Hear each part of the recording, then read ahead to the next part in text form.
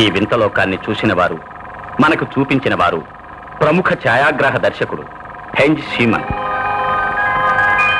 సృష్టి పరిణామం ప్రకారం వానరమే నరునిగా మారిందంటారు. అయితే నరునికి వానరునికి ఎంతో వ్యత్యాసం ఉంది. చూడండి, ఈ కోతి చేష్టలు ఇతరులను నవ్విస్తాయే కాని నవ్వుల పాలు చెయ్యవు. ఇవి ఎంత అన్యోన్యంగా తిరుగుతున్నాయో చూశారా? వీటికి ఆస్తిపాస్తుల గొడవలు లేవు, కక్షలు కార్పణ్యాలు లేవు, పదవి వ్యామోహాలు లేవు, పాడుబుద్ధులు అసలే లేవు. ప్రపంచంలో శత్రువులంటూ లేని జాతి ఒక వానర జాతి. ఆడుకుంటున్నాయి కదా, అది రెండు చూడు. అబ్బా ఆడుకుంటే ఈ 3 ఫ్రెండ్స్ ఏమో కదా, భలే పాకుతున్నాయి. ఏంటి తింటుంది ఏమో నాకు తెలీదు. అదేంటి పురుగుతుంది కదా, కాదది చక్కే. సర్కస్ ఫీట్స్ చేస్తున్నాయి. అది చూస్తున్నాయే. అయ్యో పడిపోయింది. ఆ బుల్లికి వచ్చాడు ఎలా చేస్తుందో. దానికి భయం లేదా? అలవాటే. ఆడుకుంటున్నాయే. అయ్యి ఎలా తీసుకెళ్ళిపోతుంది. ఇంకా బాగుంది కదా, ఇంకా చిన్న మళ్ళీ బుల్లి.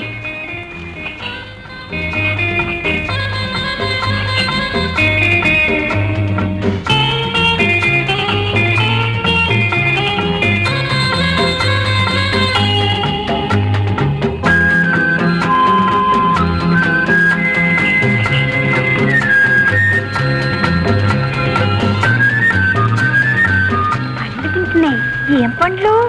అరటికాయలు. అరటికాయలా? చచ్చి అయ్యయ్యా, పురుగు తింటుంది. కొడుతుందిగా.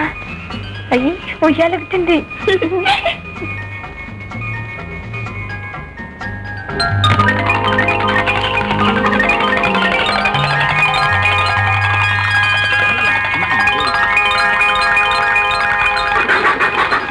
మియామికి పశ్చిమంగా 60 మైళ్ళ దూరంలో ఉన్న ఈ ప్రాంతంలో పెద్ద పెద్ద అడవులు ఎన్నో ఉన్నాయి.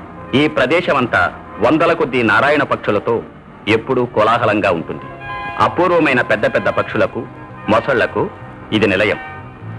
ఇక్కడ ఎండ, వాన, చలి అన్నీ అమితంగానే ఉంటాయి. అయినా ఇక్కడున్న జలాశయాల్లో కోట్ల కొలది జలచరాలు, వేల కొలది పక్షులు తలదాచుకుంటున్నాయి. అసంఖ్యాకమైన ఆకాశాలతోనూ, జలాశయాలతోనూ, చిన్న చిన్న ద్వీపాలతోనూ ఈ ప్రదేశమంతా అతి భయంకరంగా ఉంటుంది. ఇక్కడ ట్రాన్స్పోర్ట్ సౌకర్యం లేదు, మానవ సంచారము ఉండదు. అందుకే ఈ ప్రాంతంతో బాగా పరిచయం ఉన్న వ్యక్తి తోడు లేనిదే ఎవ్వరూ అక్కడికి వెళ్ళలేరు. అది తెలిసే మన కెమెరామెన్ సీమన్ అలాంటి వ్యక్తి సహాయంతో ఇక్కడ వింతల్ని మనకు చూపించబోతున్నాడు.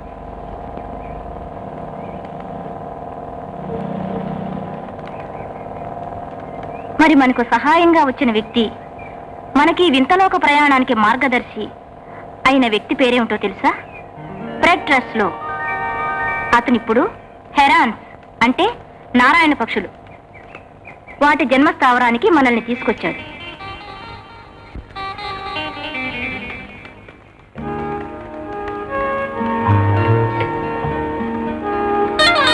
ఈ పక్షులు రోజు సుమారు 15-20 మైళ్ళు తిరిగి తమ ఆహారాన్ని సంపాదించుకుంటాయి.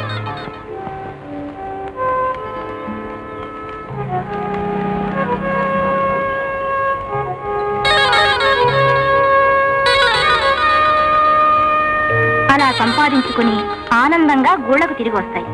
చూసారా మరి?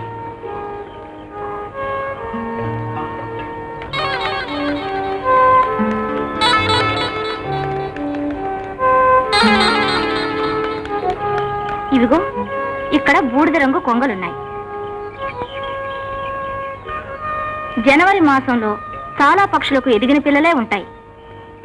కానీ కొన్ని కొత్తగా వచ్చిన పక్షులు గుడ్లను పొదుగుతూనే ఉంటాయి. ఈ చిన్న చిన్న పక్షులకు కూడా ఎగిరే సామర్థ్యం ఉంది.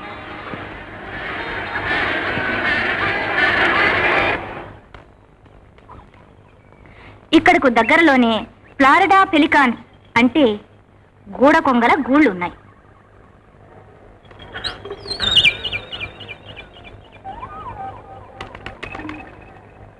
తలక్రిందులుగా దూకి ముక్కుతో ఎడడంలో వీటికి మంచి నేర్పుంది.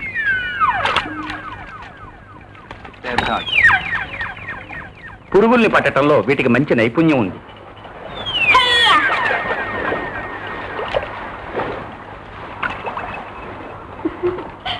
ఎలా ఎగురుతుందో, చాలా బాగా జంప్ చేస్తుంది కదా డాడీ. అవునమ్మా. డాడీ, ఇవి దాని పిల్లలా? అవును.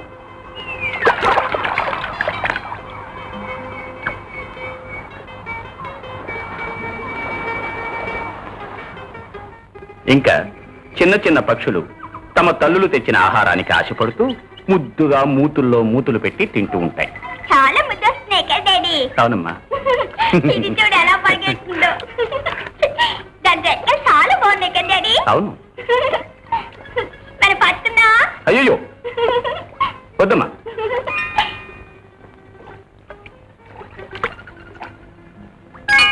డాడీ, మరి దీని పేరేంటి? దీని పేరు లూసియానా హెరాన్. చేపల్ని పట్టడంలో దిట్ట. ఇది సద్దు చేయకుండా నిలబడి చకాల చేపలు పట్టేస్తుంది. చేపల్ని ఎలా తింటుందో కదా. కనపడేది ఎరుపు నీలం కలిసిన నారాయణ పక్షి. అది పొంచి పొంచి చేపల్ని పట్టుకోవాలని ప్రయత్నిస్తుంది. పాపం లాభం లేకపోయింది. ఈసారి విజయం సాధించింది. పడింది చేప. ఈ రెడ్ బ్లూ హెరాన్ పక్షులు సాధారణంగా నది ఒడ్డునే వేటాడతాయి. ఎందుకంటే వాటికి అక్కడే ఆహారం సులభంగా చిక్కుతుంది.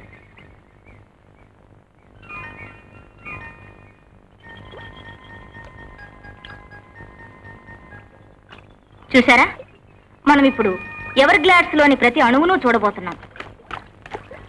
అవిగో టూన్ బిల్స్ అంటారు. అంటే గరిటి ముక్కు పక్షులన్నమాట.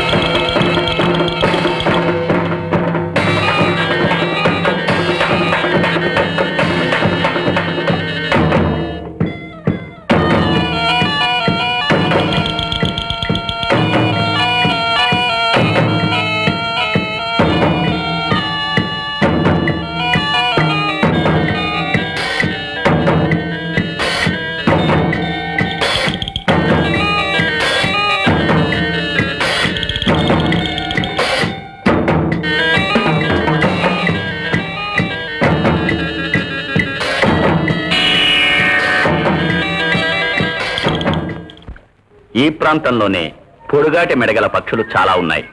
వీటిని స్నేక్ నెక్ బర్డ్స్ అంటే పాము మెడ పక్షులు అని పిలుస్తారు. ఇవి కార్మోరెంట్స్ అనే జాతికి సంబంధించినవి. ఈ పక్షులు నీటిలో మునిగి ఈదుతూ చేపలను పట్టుకుంటాయి. ఇది అన్ని పక్షుల్లాగా తన ముక్కు కొనలతో చేపల్ని పట్టుకోదు.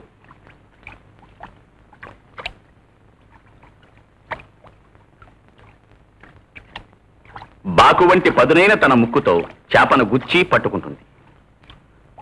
చూడండి ఆ చేపను ఎలా ఎగరేస్తోందో. ఎందుకంటే ఆ చేప తాలూకు తల తన నోట్లోకి జారాలి. పాపం ఛాన్స్ తప్పిపోయి. మనకు కనిపిస్తున్న ఆ పాము మెడ పక్షులు చాలా చిన్నవి. అవి చేపల్ని వేటాడడంలో తినడంలో ఇంకా అనుభవం సంపాదించలేదు. అందుకే అటు చూడండి, అవి కట్టెపుల్లలను ముక్కులతో పట్టుకుని గాలిలోకి ఎగరవేస్తూ మళ్లీ పట్టుకుంటూ ఎలా ప్రాక్టీస్ చేస్తున్నాయో. ఓహో, ఈ పక్షి చాలా గట్టిదే. చేపను తినడానికి వీలుగా తిప్పుకుంటోంది. Well done my bye.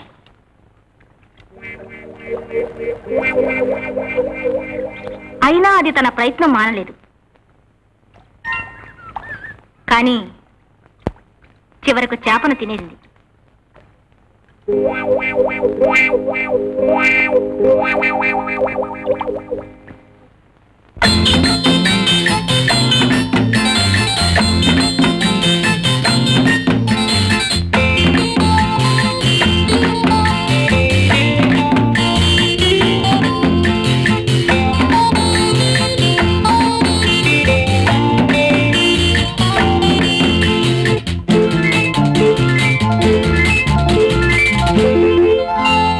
మనుషులు తిరిగే లోకంలో, ఊహకి అందని విశ్వంలో, మనుషులు తిరిగే లోకంలో, ఊహకి అందని విశ్వంలో, దేవుడు చేసిన బొమ్మలు నోరు లేని జీవులు. దేవుడు చేసిన బొమ్మలు నోరు లేని జీవులు. జంతులోకం అది వింతలోకం, జంతులోకం అది వింతలోకం. అనాదిగా మనిషికి ఆదర్శలోకం.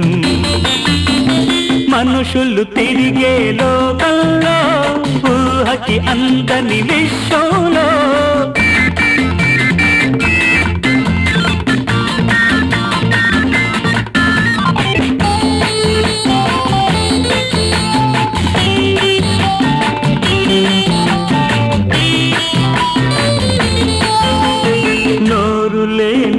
జీవులతోనే సృష్టి ప్రారంభం.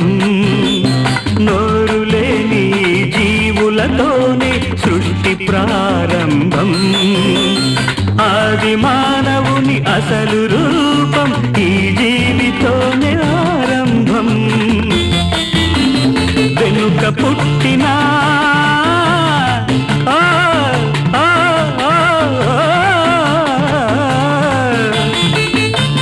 వెనుక పుట్టిన మానవుడు ముందడుగు వేశాడు. వెనక్కు నెట్టి జంతుజాలాన్ని బానిస చేశాడు, బానిస చేశాడు. జంతులోకం అది వింతలోకం, జంతులోకం అది వింతలోకం. అనాదిగా మనిషికి ఆదర్శలోకం. మనుషులు తిరిగే లోకంలో, ఊహకి అందని విశ్వంలో,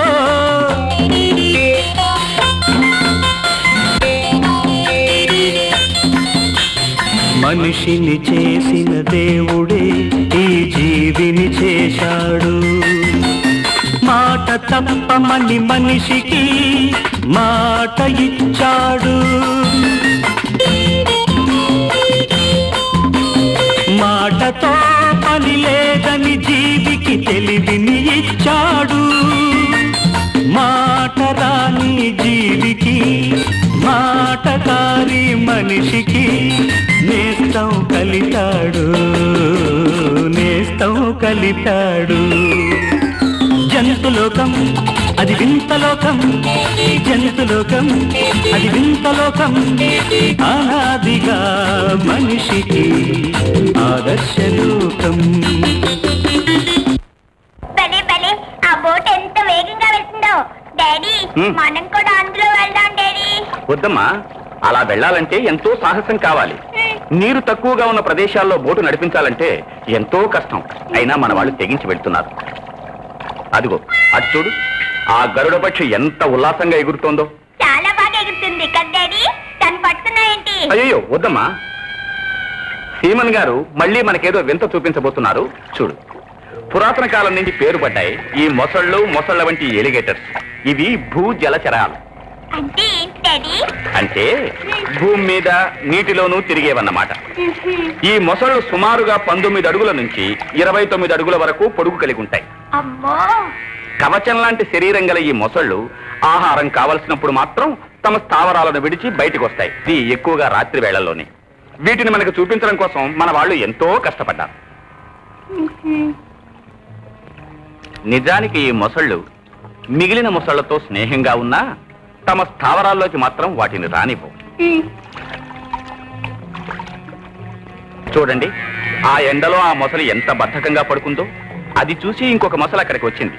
మొదటి మొసలిని జాగ్రత్తగా గమనించిన తర్వాతనే అది అక్కడికి చేరుకుంది. సాధారణంగా ఈ మొసళ్ళు ప్రాలకు ఇష్టపడవు.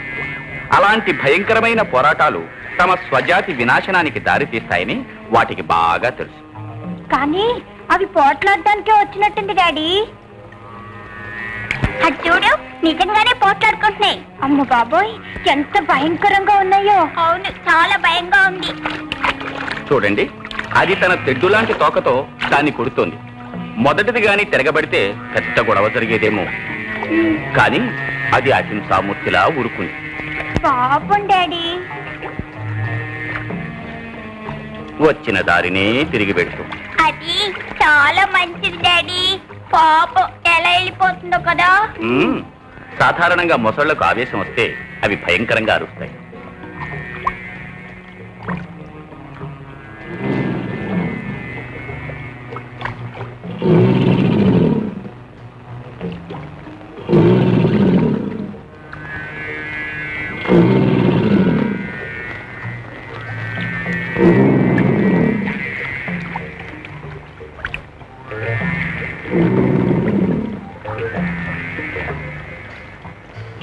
ముఖ్యంగా అవి ఆడమొసళ్లతో క్రీడించే సమయాల్లో ఈ అరుపులు ఎక్కువగా ఉంటాయి.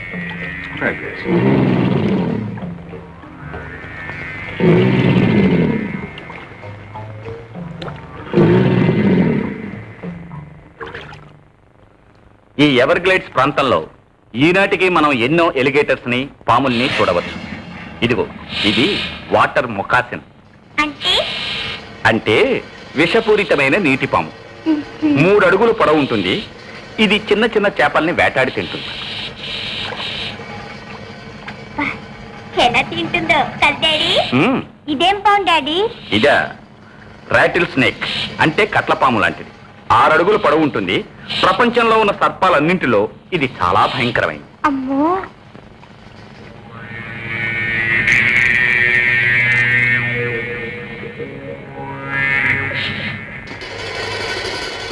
ఈ సర్పం చేసే చప్పుళ్లకు మొసళ్ళేం భయపడవు. నిజానికి ఇవి ఎలాంటి పాము విషానికైనా లెక్క చేయవు.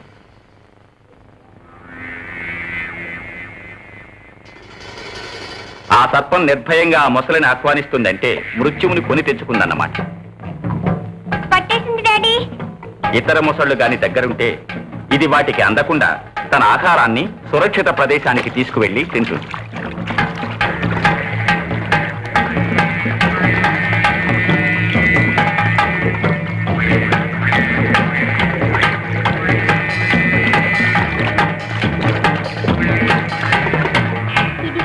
నోట్ తెచ్చుకుని ఎలా చూస్తుందో.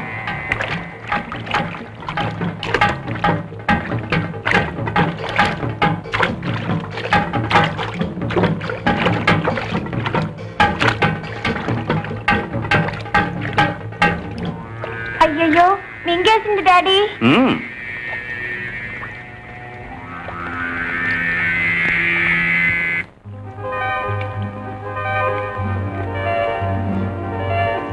మనం ఇప్పుడు ఆల్బర్టాలోని పర్వత ప్రాంతాల మీదుగా ప్రయాణం చేస్తున్నాం.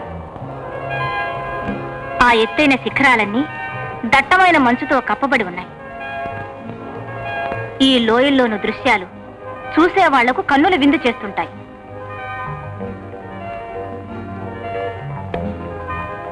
ఈ శీతాకాలం ప్రవేశించగానే మంచుబాతులు తమ సంతానోత్పత్తి కేంద్రమైన ఉత్తర ప్రాంతానికి తరలి వెళతాయి.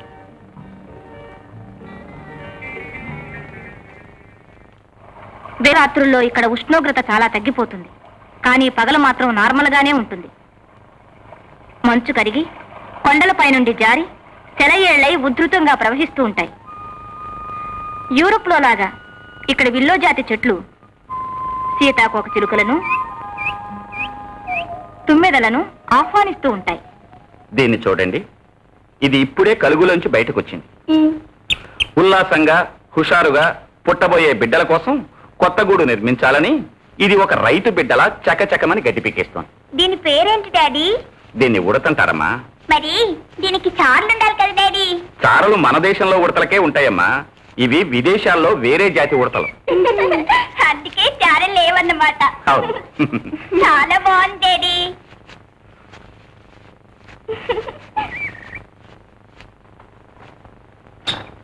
ఈ గడ్డిని కుప్పలు కుప్పలుగా తన కలుగులో దాస్తుంది. డాడీ ఇదెంత బాగుందో, చాలా ముద్దేస్తుంది. ఎలా చూస్తున్నా చూడు. ఈ ప్రదేశంలో చూడ్డానికి ఆసక్తికరమైనవి ఈ పెద్ద కొమ్ముల గొర్రెలు. పూర్వం ఈ జాతి ఆసియా నుండి అలాస్కాకు వచ్చిందట. వసంతకాలం రాకముందే ఈ మెట్ట ప్రాంతానికి మేతకు వస్తాయి. ఇక్కడే తమ సంతానాన్ని అభివృద్ధి చేసుకుంటాయి. తమ ప్రాణరక్షణకు ఇవి కొమ్ములను ఉపయోగిస్తాయి. ఆ కొమ్ములను బట్టే వీటి వయసు నిర్ణయించవచ్చు. బలిష్టమైన ఈ పొట్టేలుకు 10 ఏళ్ల వయసు ఉంటుంది.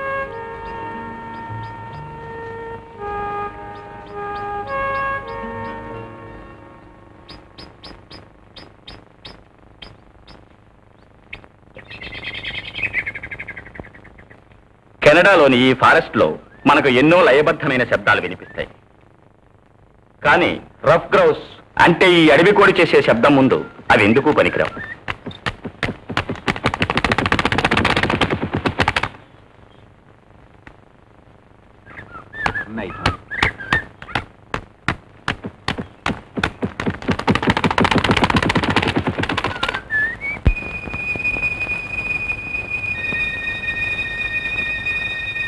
కొన్ని పక్షులు గూళ్లను వదిలి వెళ్ళవు. కింగ్ ఐడర్ అనే ఆడపక్షి గుడ్లను గట్టిగా కప్పుకొని కూర్చుంది. ఎంతమంది వచ్చి ఏం చేసినా ఇది కదలదు.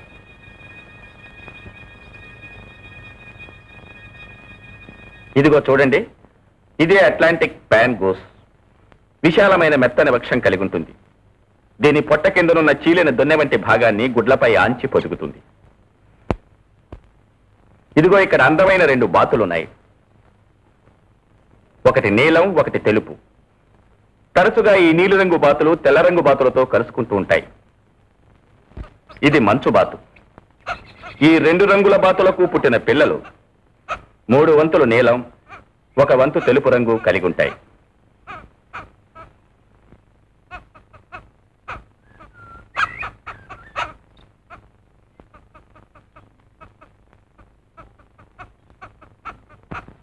దీని పేరేంటి మమ్మీ?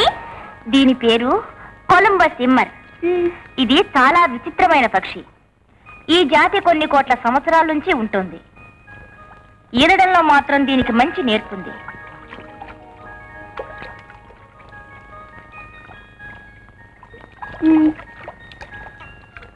అదిగో చూడండి, అది నడవలేక ఎలా కష్టపడుతోందో. అవును మమ్మీ. అందుకని ఇవి తీరానికి దగ్గరగా తమ గూళ్ళను అమర్చుకుంటాయి. అక్కడే గుడ్లను పొదిగి జాగ్రత్తగా కాపాడుకుంటాయి. ఎర్రని కంఠం కలిగిన ఈ కొలంబస్ సిమ్మర్ దాదాపు బాతంత పెద్దదిగా ఉంటుంది.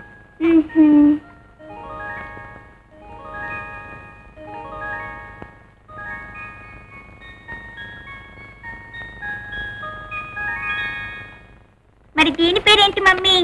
దీని పేరు ఐటర్, అంటే హంటర్. విశాలమైన రెక్కలు కలిగిన ఈ పక్షి ఇతర పక్షులలాగా స్థిరంగా ఒక చోట ఉండక ఎప్పుడూ ఆడుతూ ఎగురుతూ ఉంటుంది. చూసావా? ఈ పక్షి భయపడి ఎగరడం లేదు, అలా భయపడుతున్నట్టుగా నటిస్తోంది. ఈ రెక్కలు ఎంత పెద్దవో. తన గూటి మీద కన్ను పడకుండా వచ్చిన వాళ్ళ దృష్టిని మరలుస్తుంది. అమ్మో, చాలా తెలియకలేదు డాడీ కదూ. తన రెక్కలు విరిగినట్టు, తను జబ్బుతో ఉన్నట్టుగా చూపరులను నమ్మేటట్టుగా చేస్తుంది.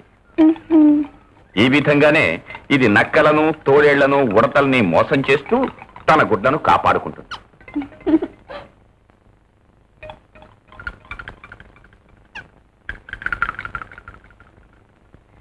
అటు చూడండి, ఈ దృశ్యం ఎంత కన్నుల పండుగగా ఉందో. మంచు కరిగిన తర్వాత వేసవిలో ఈ టండ్రా మైదానం అంతా చక్కని పూలబాటగా మారిపోతుంది. సుమారు 900 రకాల పూల మొక్కలు ఇక్కడున్నాయి. పెనుగాలులకు వంగిపోకుండా ఇవి మోకాళ్ళ ఎత్తు వరకు పెరుగుతాయి. అబ్బా, ఈ ఫ్లవర్స్ చాలా బాగున్నాయి మమ్మీ. ఎంత అందంగా ఉన్నాయి కదూ. ఎన్ని ఫ్లవర్స్, మనం చక్కగా కోసుకోవచ్చా?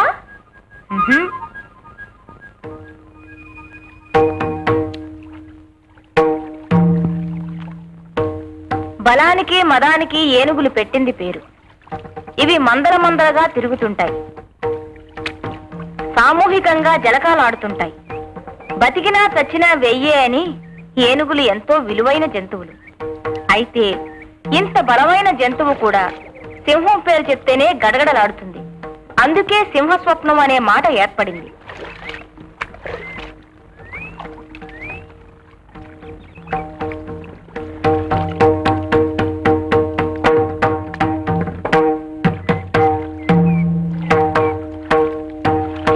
జంతువులన్నింటికీ రాజు సింహం. అందుకే దీన్ని మృగరాజు అని పిలుస్తారు. పౌరుషం, టీవీ దీని సహజ లక్షణాలు. ఈ సింహాలు అడవుల్లో ఒకదానితో ఒకటి ఎంత స్నేహపూర్వకంగా సంచరిస్తాయో చూడండి.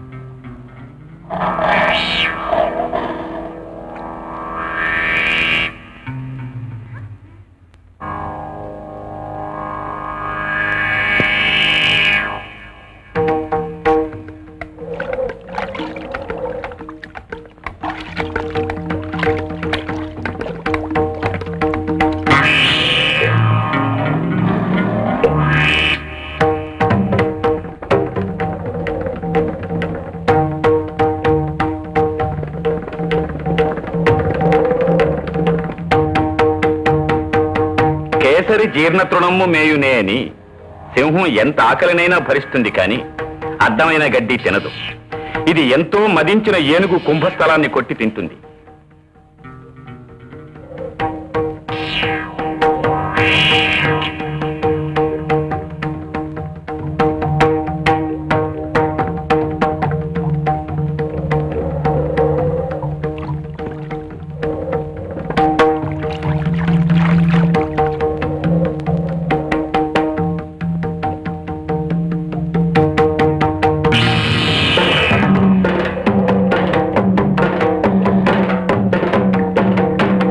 అందుకే ఏనుగుల్ని వేటాడడం కోసం బయలుదేరింది.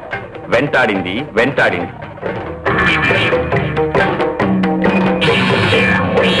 మన మృగరాజు ముందు ఆ గజరాజు నిలబడగలదా? భయంతో పలాయనం చిత్తగించింది.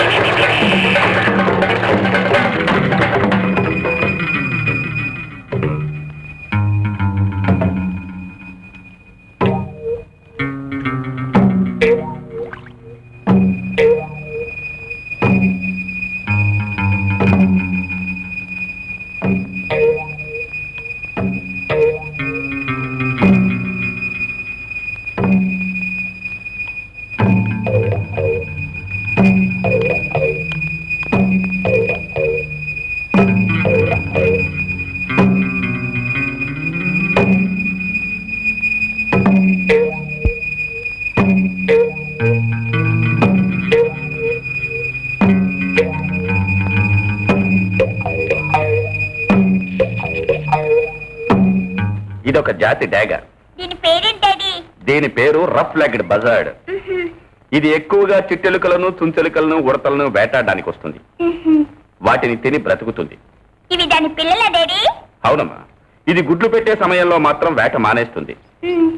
చూడు, ఇప్పుడు ఈ జంటకు 4 పిల్లలున్నాయి. ఇవి ఒక్కొక్క గుడ్డునే పొదుగుతుంది. మొదటి గుడ్డుకు చివరి గుడ్డుకు కనీసం వారం రోజులు వ్యవధి ఉంటుంది. ఎలా అరుస్తున్నాయో. ఇందులో బలహీనంగా ఉన్న పిల్లలను మాత్రం తల్లి తినేస్తుంది. అయ్యయ్యో, అలా నశించిపోగా మిగిలినవి మాత్రమే బ్రతుకుతాయి. ఇది చాలా అన్యాయం కదా డాడీ. అదేనమ్మా వాటి నైజం. ఎలా అరుస్తున్నాయో డాడీ.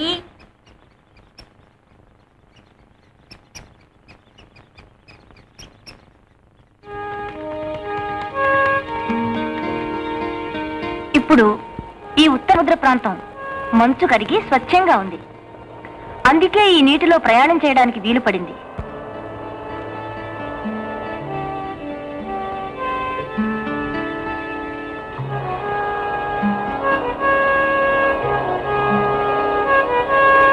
అటు చూడండి, అవి ఇక్కడ ప్రసిద్ధి చెందిన తెల్ల తిమింగలాలు. వీటిని బెలూగన్స్ అంటారు. ఇవి తెల్ల తిమింగలాల్లో కల్లా చాలా పెద్దవి. ఇవి సుమారుగా 15 అడుగులు పొడవు ఉంటాయి. దీని మాంసం చాలా విలువ కలిగి ఉంటుంది. అందుకే ఒకప్పుడు ఎస్కిమోస్ వీటిని వేటాడేవారు. కానీ ఇప్పుడు అలా జరగడం లేదు. మన సీమన్ వీటిని పరిశీలించడం కోసం వీటి వెంట ఫాలో అవుతున్నారు. ఇవి ఎప్పుడూ ఒంటరిగా తిరగవు. గుంపుగానో జంటగానో వెళ్తూ ఉంటాయి. ఇవి చేపలను వేటాడి తింటూ ఉంటాయి. వీటిని వేటాడి పట్టుకోవడం ఒక ఘనకార్యమే.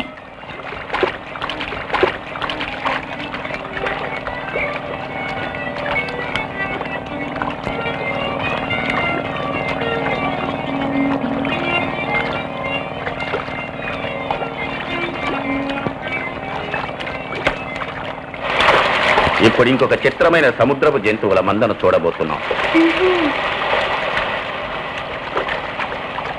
ఇవి అట్లాంటిక్ సముద్రంలో ఎక్కువగా ఉంటాయి. అందుకే ఇప్పుడు ఈ ప్రాంతానికి మన వాళ్ళు వచ్చారు. డాడీ డాడీ, ఇవేం జంతువులు డాడీ? దీని పేరు వాల్రస్. ఈ వింత జంతువు సుమారు 12 అడుగుల పొడవు, 1 టన్ను బరువు కలిగి ఉంటుంది. అమ్మో, దీనికి ఎంతో విలువైన దంతాలుంటాయి. ఇవి వందల సంఖ్యలో నీళ్లలో ఈదుతూ ఉంటాయి. ఇవన్నీ పిల్ల వాల్రస్ జంతువులు. గత 200 సంవత్సరాలలో మనుషులు ఎంతగా పెరిగిపోయారో ఇవి అంతగా తరిగిపోయాయి. ఇవి 184 చొప్పున చచ్చిపోయాయి. ఇటువంటి అపురూపమైన జంతువులకు ఎలాంటి దుర్గతి పట్టింది? గత 20 సంవత్సరాలుగా మిగిలిన 14% జంతువులైనా కాపాడాలని గవర్నమెంట్ జాగ్రత్తలు తీసుకుంటోంది. ఇవి ఎక్కువ కండరాల బలంతో కూడినవి. ఇవి తమ కొమ్ములతో దూసుకుంటూ సముద్రంలోకి 300 అడుగుల లోతుకు పోతాయి. కనీసం 10 నిమిషాల పాటు అక్కడ ఉండగలుగుతాయి. ఈ జంతువులకు ముళ్లతో కూడిన 5 వేళ్ల పాదాలు, పదునైన పంజాలుంటాయి.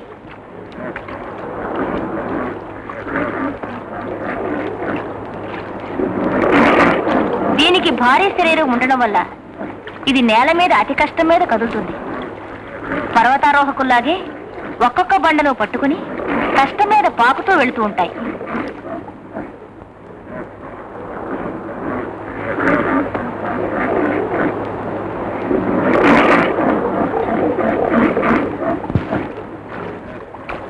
ఈ మంచు భూముల మీద ఎంతో అందంగా ఉంటుంది. ఇదిగో వాల్రస్ కు పుట్టిన పిల్ల. ఈ వాల్రస్ తన పిల్లను చాలా జాగ్రత్తగా చూసుకుంటుంది. పూర్తిగా 2 సంవత్సరముల వరకు ఈ పిల్లకు ఆహారం తల్లి పాలు. ఈ దంతం విరిగిన వాల్రస్ ను చూడండి. ఈ దంతం ఏ ఇతర జంతువుతోనో పోట్లాడితే విరిగింది కాదు, కానీ ఆ రాతి బండల మీద వెళ్తూ ఢీకొట్టుకోవడంలో దీని దంతం విరిగింది. తమ ఆధిక్యత నిరూపించుకుందుకు ఇవి అప్పుడప్పుడు పోట్లాడుకుంటూ ఉంటాయి.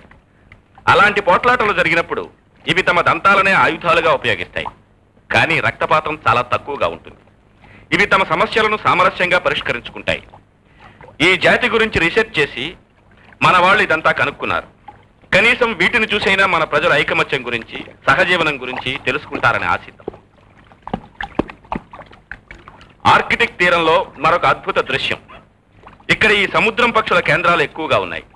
ఈ పక్షి పేరు గిలిమోట్. ఇది ఆర్కిటిక్ తీర ప్రాంతం పక్షి. చూడ ముచ్చటగా ఉంటుంది.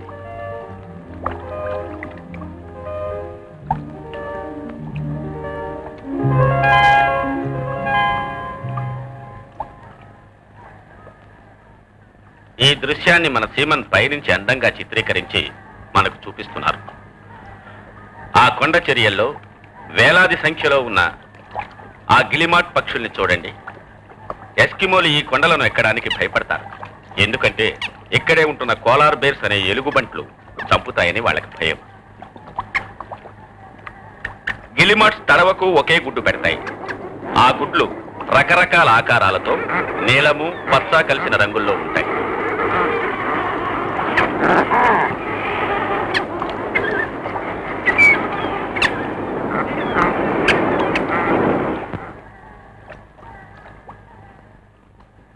నీటిలో ఎలుగుబంట్లు ముందు కాళ్లతో ఈదుతూ ముందుకు వెళ్తూ ఉంటాయి.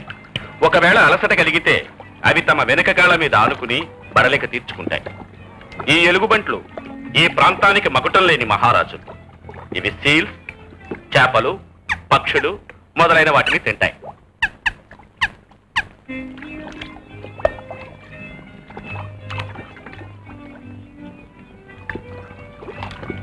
మన సీమన్ ఈ తల్లిని పిల్లలను అనుసరించాలని అభిప్రాయపడ్డారు. కానీ అలా వెళ్ళడానికి ఎస్కిమోలు సందేహించారు.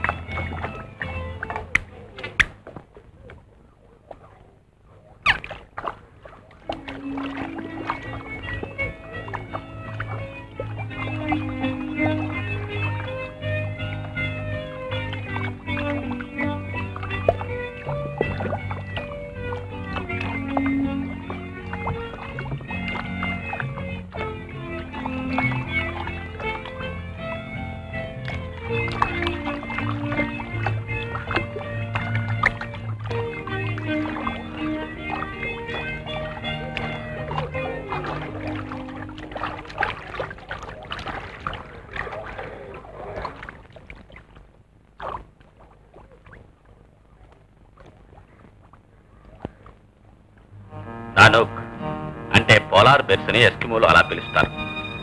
ఆ ఎలుగుబంట్లు ముఖ్యంగా ఉన్నప్పుడు పైవాళ్లు కాని వస్తే చంపేస్తాయని కూడా చెప్పారు. కానీ అతి బలవంతం మీద వాడు 2 కుక్కల్ని కూడా తీసుకుని బయలుదేరారు.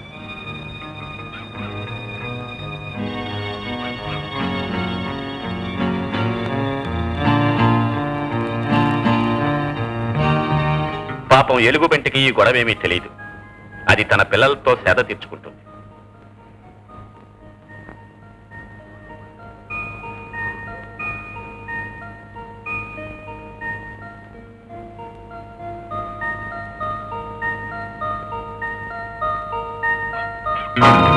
మరి మన వాళ్ళేమో తల్లి పిల్లల్ని చిత్రీకరించే ప్రయత్నంలో ఉన్నారు. ఇదిగో ఆ తల్లి ఎలుగుబంటి పసిగట్టింది ఎవరో వచ్చారని. మన వాళ్లలో ఆతృత పెరిగింది. ఎస్కిమోలు కుక్కల్ని వదలాలని చూశారు. సీమన్ తనతో ఎలాంటి మారణాయుధాలు తీసుకుపోలేదు. ఎస్కిమోలను షూట్ చేయకూడదని ఆజ్ఞాపించారు. నోరు లేని జంతువులను చంపడం మహాపాపం కదా. పైగా ఆ తల్లి పిల్లలను చంపడానికి ఎవరికి మనసొప్పుతుంది? ఇదిగో అపాయం దగ్గరకు వచ్చి పడింది.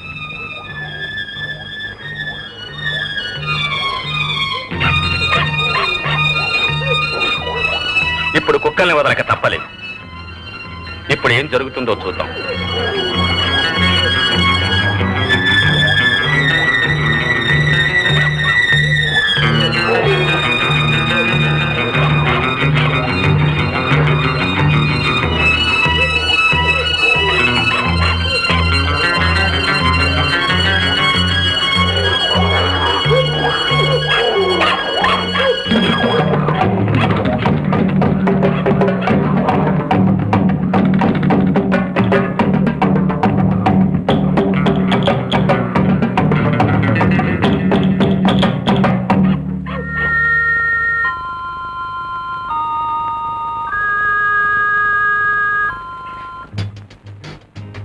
ఇప్పుడు మన వాళ్ళు కెనడాలోని విశాలమైన మైదానములు, పర్వత పంక్తుల మీదుగా పశ్చిమానికి ప్రయాణం సాగిస్తున్నారు.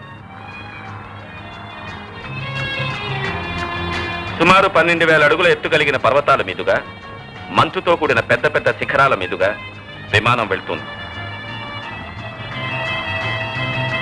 2 గంటల ప్రయాణం తర్వాత దట్టమైన మంచు పొగలతో కూడిన బేరింగ్ సముద్రం మనకు కనపడుతుంది. అదిగో ఆ కనపడుతున్న ప్రిబిలాబ్ ద్వీపాలు అమెరికా తీర ప్రాంతం నుండి 360 మైళ్ళ దూరాన ఈ బేరింగ్ సముద్రంలో ఉన్నాయి. ఇప్పుడు సీమన్ గారు విమానం దించడానికి అనువైన ప్రదేశం కోసం చూస్తున్నారు. అలా 9 రోజులు దట్టమైన పొగమంచులో ప్రయాణం చేసి చివరికి పర్వత ప్రాంతం చేరుకున్నారు. ఇక్కడ సెంట్ పాల్, సెంట్ జార్జ్ అనే పేరు గల 2 ద్వీపాలున్నాయి. ఈ ద్వీపాల్లో నీటి పక్షులు, సముద్రపు పక్షులు గుడ్లను పొదుగుతూ ఉంటాయి. ఈ ద్వీపంలో పెనుగాలులు ఎక్కువగా ఉండడం చేత ఇక్కడ చెట్లుండవు. కానీ అందమైన చిన్న చిన్న పూల మొక్కలున్నాయి. ఈ మొక్కల్లో ఆర్కిటిక్ పాపీస్, వైల్డ్ లూబిన్స్ అనే రకరకాల పూల జాతులున్నాయి.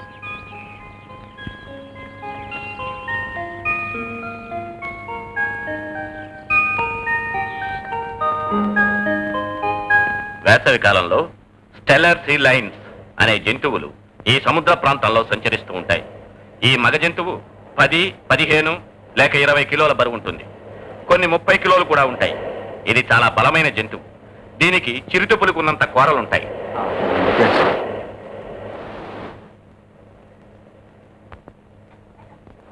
మగదానితో పోలిస్తే ఆడ సీ లైన్ చాలా సుకుమారమైనది.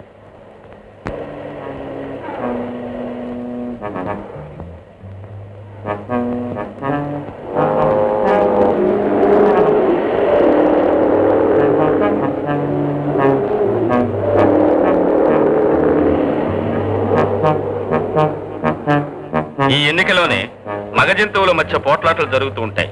చాలా పొడవు పదునైన కోరలతో ఈ మగ జంతువులు భయంకరంగా పోట్లాడుకుంటాయి. కానీ చంపుకో.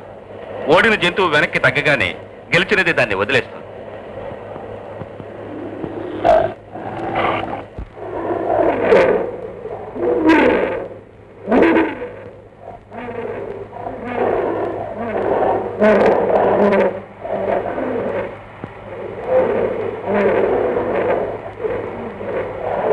కొత్తగా వచ్చే జంతువు ఇక్కడ స్థానం దొరకడం కష్టం.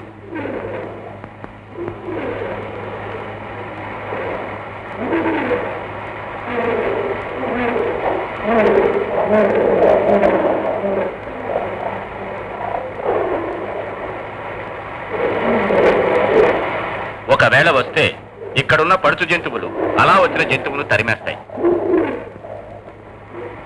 దగ్గరకు రావడానికి భయపడతాయి. ఒకసారి గాని ఈ ముళ్లపంది ఒళ్ళు దులపరిస్తే వేల కొలది ముళ్ళు శత్రువుల యొక్క పెదవుల్ని, నాలుకని, కంఠాన్ని చీల్చి రక్తసిక్తం చేస్తాయి. దాంతో ఆ జంతువు తిండి కూడా తినలేక ఆకలితో మాడి చస్తుంది. కెనడాలోని ఈశాన్య భాగంలో ఉన్న ఈ ప్రాంతంలో కూడా తోడేళ్ల సంఖ్య బాగా తగ్గిపోయింది. ఎందుకంటే ఇవే తరచుగా మనుషుల దాడికి గురవుతుంటాయి గనక. ఇప్పుడు సీమన్ మనకు ఎలుగుబంటుల్ని చూపిస్తున్నాడు. ఉత్తర అమెరికాలోని దట్టమైన అడవులతో, కఠినమైన పర్వతాలతో కూడుకున్న ఈ ప్రదేశంలో కూడా ఇప్పటికీ 4 రకాలైన ఎలుగుబంట్లు జీవిస్తున్నాయి. ఇప్పుడు మనకి కనిపిస్తున్నది ఒక నల్లని పెద్ద ఆడ ఎలుగుబంటి. శీతాకాలపు ఎండకు, తాజాగా దొరికే పళ్లకు ఆశపడి ఇవి తమ తమ గుహల నుండి బయటికి వస్తూ ఉంటాయి. ఇదిగో ఇక్కడ చిన్న ఎలుగుబంటి ఏడాది క్రిందటే పుట్టింది. ఇక ఈ విచిత్ర మృగం చూడ్డానికి చిన్న ఎలుగుబంటిలాగే ఉంటుంది. కానీ నిజానికి ఇది సముద్ర ప్రాంతంలో ఉండే తోడేళ్ల జాతికి చెందింది. ఇది పొట్టిదైనా గట్టిది. తోడేళ్ల కంటే 50 రెట్లు శక్తి కలిగి ఉంటుంది.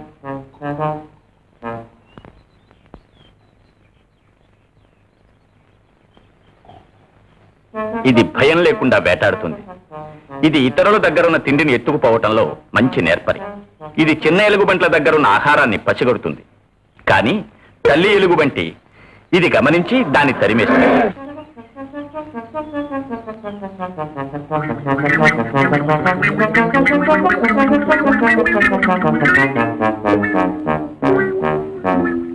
ఈ విషయంలో మగ ఎలుగుబంటి కంటే ఆడ ఎలుగుబంటి చాలా జాగ్రత్తగా ఉంటుంది. ఎలుగుబంటి బలం ముందు ఈ తోడేలు తోక ముడుచుకుని పారిపోవలసిందే.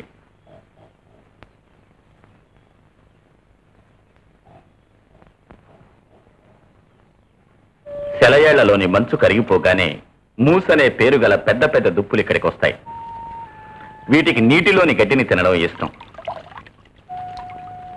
అందుకోసం ఈ దుప్పి తన తలను మెడ వరకు నీటిలో ముంచుతుంది. అయితే తన ముక్కు రంధ్రాలను మూసుకుని చాలాసేపటి వరకు నీటిలో ఉండగలుగుతుంది. అదేంటి డాడీ, గాడిదలా ఉంది? కాదమ్మా, ఇదో రకం దుప్పి. 6 అడుగుల ఎత్తు, 1 టన్ను బరువు ఉంటుంది. ఇది ప్రపంచంలో జింక జాతుల్లోకెల్లా పెద్దది. అచ్చు గాడిదలాగే ఉంది.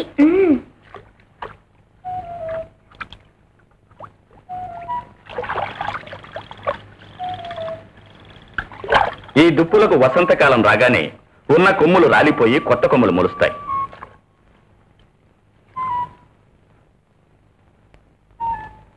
ఇది కెనడా బాతు. ప్రపంచంలోని అనేక ప్రాంతాల్లో ఉంటుంది. ఇది హంసలాగే పెద్ద పక్షి.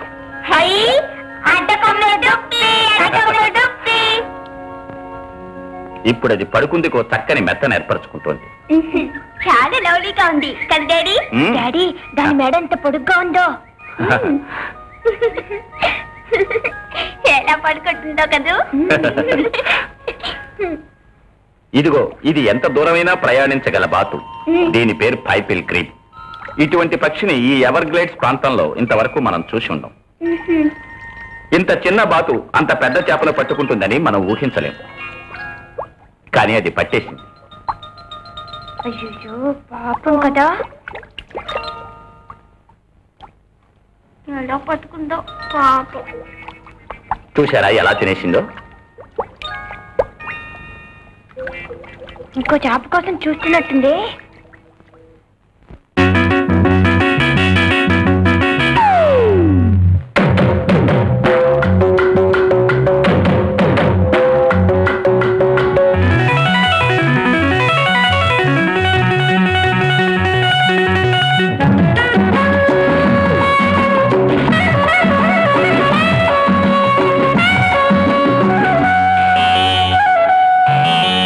మనుషులు తిరిగే లోకల్లో ఊహల కళ్ళని విప్పల్లో దేవుడు చేసిన బొమ్మలు, నోరు లేని ఈ జీవులు. దేవుడు చేసిన బొమ్మలు, నోరు లేని ఈ జీవులు. జంతులోకం అది వింత లోకం. జంతులోకం అది వింత లోకం. అనాదిగా మనిషికి ఆదర్శ లోకం. అనాదిగా మనిషికి ఆదర్శ లోకం.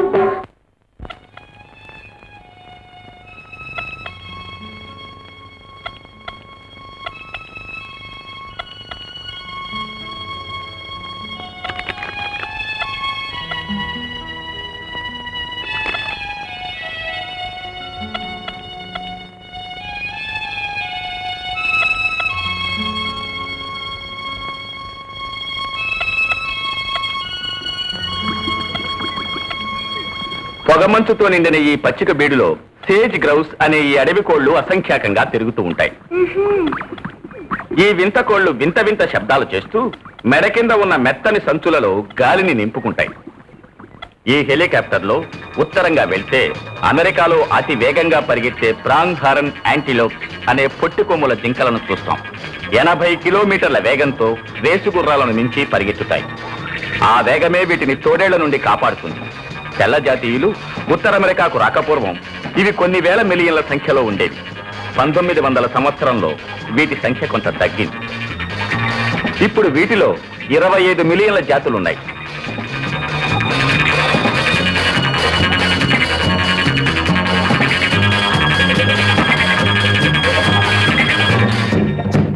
ఉత్తర అమెరికాలో అడవి దున్నలకి ఇలాంటి గతే పట్టింది. ఒకప్పుడు 16 మిలియన్ల కారెనుబోతులు మెక్సికో నుండి కెనడాకు ఈ మైదానం గుండా వలస వెళ్లాయి. 1884లో తెల్లవాళ్లు ఈ రెడ్ ఇండియన్ బీవ్స్ ను నాశనం చేయడం మొదలుపెట్టారు. చివరకు వీటి సంఖ్య కొన్ని వందలకు పరిమితమైంది.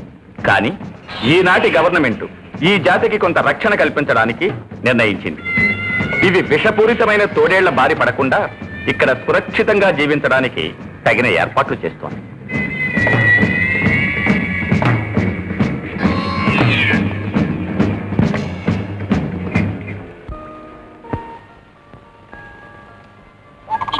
డాడీ? షాంటూ క్రేల్ అనే ఈ కొంగ ఇతర కొంగల కన్నా చిన్నది. ఇవి అధిక సంఖ్యలోనే ఉన్నాయి. ఈ చిత్తడి నేల మధ్యలో ఈ కొంగ గుడ్లను పొదుగుతుంది.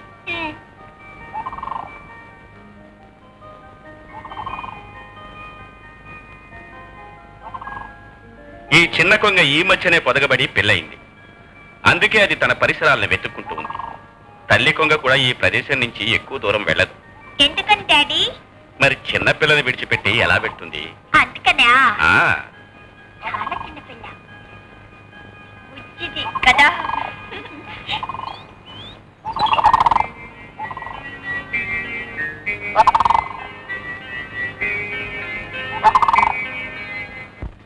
విశాలమైన టండ్రా అడవుల్లోని ఇంకొక మజిలీ చేరుకుంటున్నాం. అబ్బా, ఈ సీనరీ ఎంత బ్యూటిఫుల్ గా ఉంది కదా. Very nice.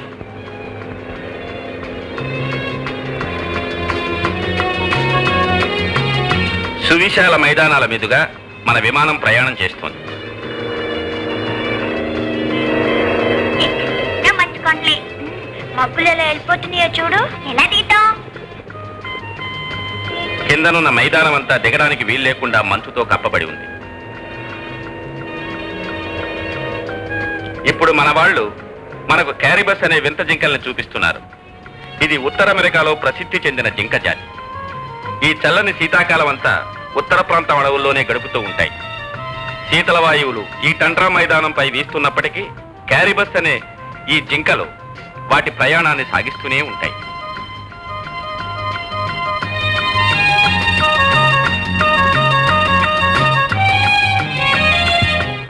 ఇవేంటి మమ్మీ?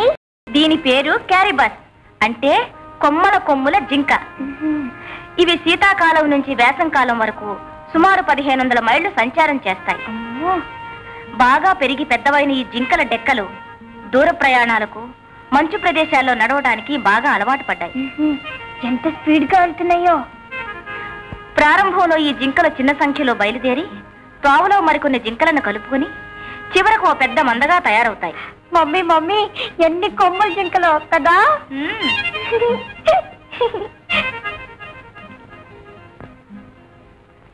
ఈ స్నో ఔల్ అంటే మంచుగుడ్ల గోప తన స్థావరం కనిపెట్టడానికి దీనికి 2 వారాలు పట్టింది.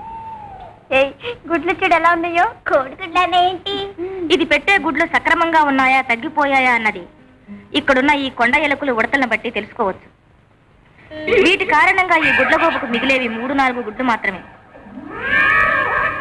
గుడ్లు పొదగడం ఆడగుడ్లగోప పనైతే ఆహారం తీసుకురావడం మగపక్షి బాధ్యత. తోడేళ్లు, కొండ ఎలుకల భయం చేత ఆడగుడ్లగోప గుడ్లను వదిలి వెళ్ళలేదు. కొన్ని సందర్భాల్లో మగపక్షి సకాలంలో రాకపోతే ఈ ఆడగుడ్లగోప ఆహారం కోసం వెళ్ళవలసి వస్తుంది. ఇటువంటప్పుడు ఈ పొడుగుతోక పక్షులు గుడ్లను ఎత్తుకుపోవడానికి వస్తూ ఉంటాయి.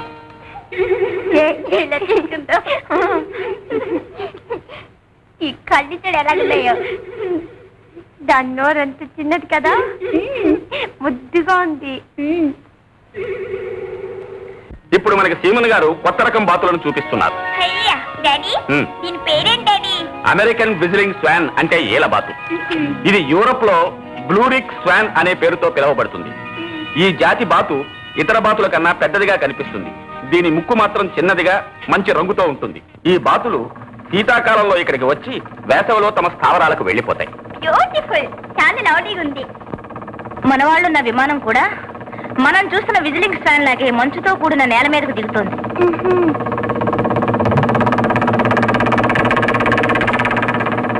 ఏ విధంగా దిగుతుందో చూసారా?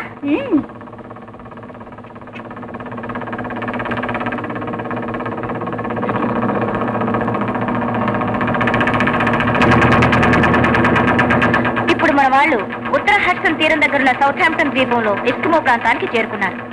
జాలీగా వెళ్ళిపోతున్నారు కదా. ఎస్కిమోలు మన వాళ్లకు అన్ని విధాలుగా సహాయం చేస్తున్నారు. వాళ్ల సహకారంతోనే మన వాళ్ళు ఇక్కడ వింతల్ని మనకి చూపించబోతున్నారు.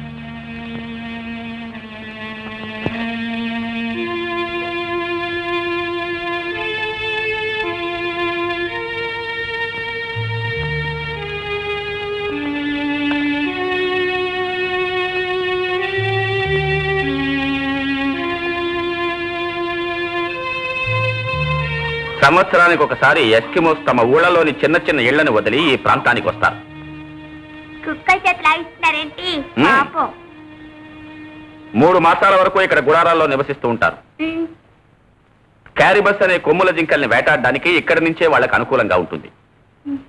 ఎస్కిమోస్ క్యారిబస్ మాంసాన్ని శుభ్రపరుస్తారు. దీని చర్మాన్ని ఎముకల్ని అనేక విధాలుగా ఉపయోగిస్తారు. తెల్ల ఎలుగుబంట్లు తోడేళ్ల చర్మాన్ని శుభ్రపరిచి ఎండబెట్టి నాగరిక దేశాలకు ఎగుమతి చేస్తూ ఉంటారు. ఇదిగో ఇక్కడ ఎలుగుబంటి చర్మం. ఇది లండన్, న్యూయార్క్, ప్యారిస్ మొదలైన నగరాలకు పంపించబడుతుంది. ఈ ఎస్కిమో జాతిలో మగవాళ్లు వేటకు వెళ్తే ఆడవాళ్లు వంటలు వండుతూ ఉంటారు. ఏం చేస్తున్నారు డాడీ? జింకల మాంసాన్ని ముక్కలు ముక్కలుగా కోసి తరువాత నీరెండలో ఎండబెడతారు. తర్వాత విందులు వినోదాలు జరుపుకుంటారు. వీళ్ళకి రోజు 24 గంటలు పని దొరికే సీజన్ ఇది. వేటాడడంలో వీళ్ళు ఎన్ని కష్టాలు పడినా వీళ్ళెప్పుడూ ఆనందంగా ఉత్సాహంగా ఉంటారు. వీళ్ళు మళ్ళాగే వంట చేస్తుంటున్నారు మమ్మీ. అవునమ్మా, చూడు. వీళ్ళకి గారెలు చేసుకోవడం కూడా తెలుసా ఉంది. తిండి తిప్పుల విషయంలో వీళ్లకు ఓ నిర్ణీతమైన వేళాపాళ అంటూ ఉండదు. అయితే సరదాగా నలుగురు కలుసుకున్నప్పుడు మాత్రం బ్రహ్మాండంగా విందులు చేసుకుంటారు. అందరూ కలిసిమెలిసి ఆనందంగా ఉంటారు. ఇప్పుడు వీళ్ళు ఏం చేస్తున్నారు మమ్మీ? వెన్నెల రాత్రులలో వీళ్ళు చిత్రమైన ఆటలు ఆడుతూ ఉంటారు.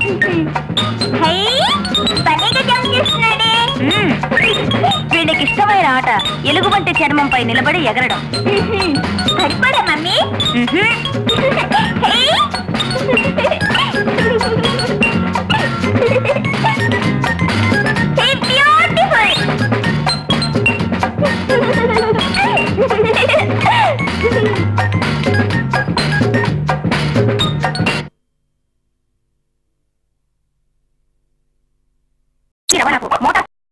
స్లెడ్జెస్ ఉపయోగించడం వల్ల కుక్కలతో నడిపించే స్లెడ్జెస్ లేకుండా పోయాయి.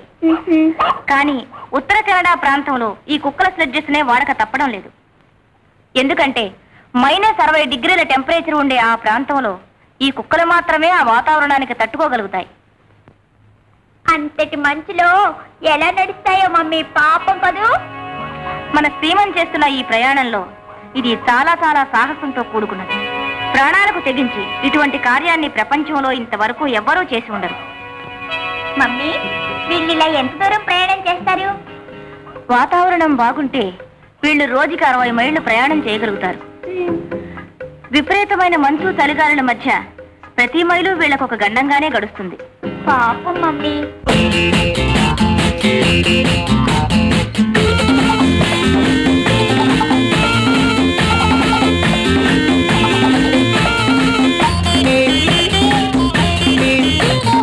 ఆకలి కానిదే క్రూర మృగాలు చెయ్యవు ప్రాణహింస. ఆకలి కానిదే క్రూర మృగాలు చెయ్యవు ప్రాణహింస. కడుపు నిండినా కోరి చేస్తాడు మనిషి జీవహింస.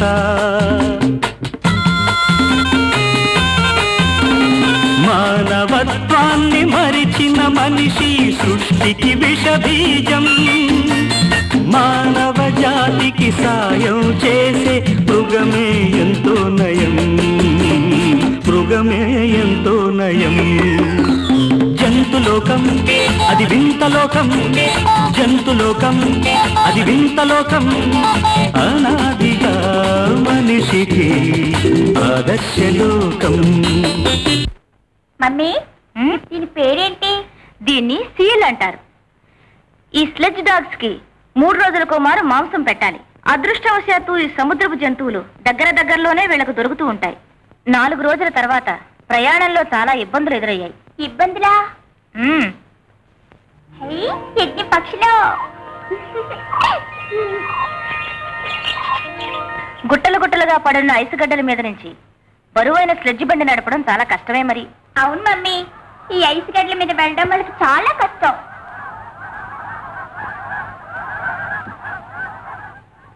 ముఖ్యంగా కెమెరా మొదలైన పరికరాలు పాడయ్యే ప్రమాదం ఉంది. అయినా వాటిని క్యారబెస్ చర్మంతో భద్రంగా ప్యాక్ చేశారనుకోండి,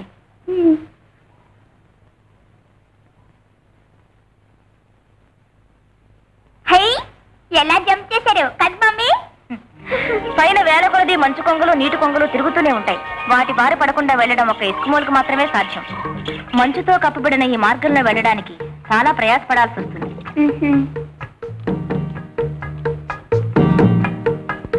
అయినా ఈశాన్యం సౌథాంప్టన్ లో ఉన్న టండ్రా ప్రాంతానికి మన వాళ్ళు చేరుకున్నారు. మంచుబాతులు నీటి కొంగలు గుడ్లు పెట్టడం ప్రారంభించాయి. మన సీమన్ గారు మొదటిసారిగా ఆ గుడ్లుండే చోటు చూశారు. తల్లి పక్షి ఆ గుడ్డును మెత్తగా వెచ్చగా ఉండే పక్షి ఈకలతో కప్పి వాటిని ఉడతల బారి పడకుండా చేసి వెళ్తాయి. వాటికి చాలా జాగ్రత్త కదా మమ్మీ. అవునమ్మా.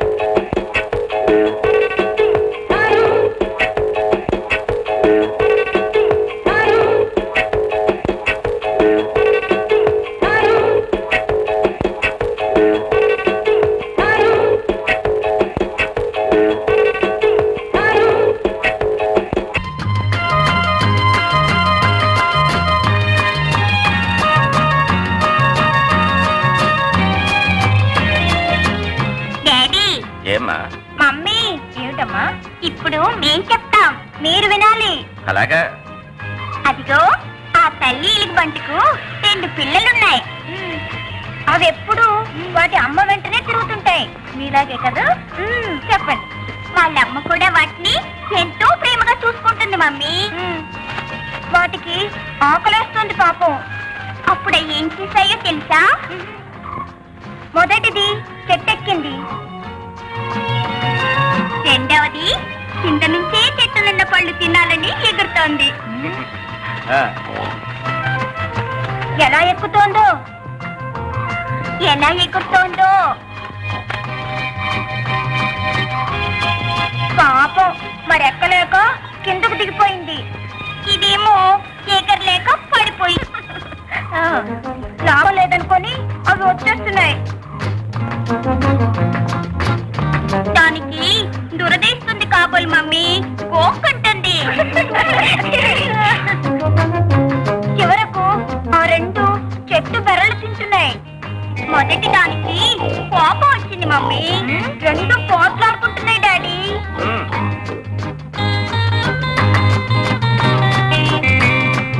రెండవది నీళ్ళల్లో దిగింది, ఏమైనా దొరుకుతుందో అని.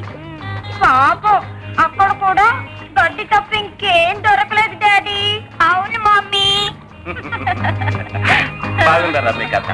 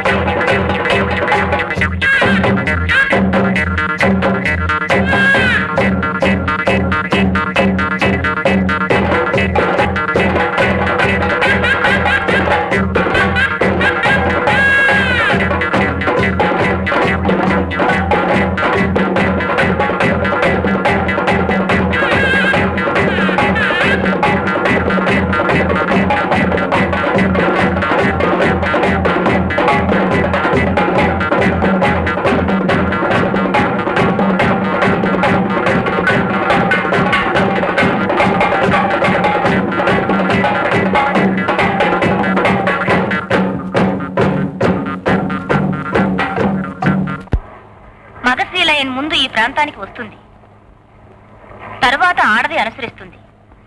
ఇది ఇంకొక వారం రోజుల్లో బిడ్డను ప్రసవించబోతోంది. అది తెలిసి మగ జంతువు ఆనందాన్ని ప్రకటిస్తోంది. ఇదిగో ఇటు చూడండి, ఇది ఈ మధ్యనే పుట్టింది. ఆతృతగా తల్లిపాలు తాగుతోంది. ఈ పసిగుడ్డు కోసం పక్కనున్న జంతువులు ఆశపడతాయి, ఆడుకోవాలని చూస్తాయి. కానీ తల్లి ఎవరిని తన బిడ్డ దగ్గరకు చేరనివ్వదు.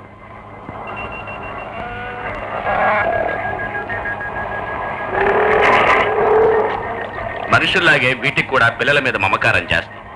కానీ ఇక్కడి వాతావరణంలో 15% బిడ్డలు మాత్రమే బ్రతుకుతాయి. ఎందుకంటే డాడీ?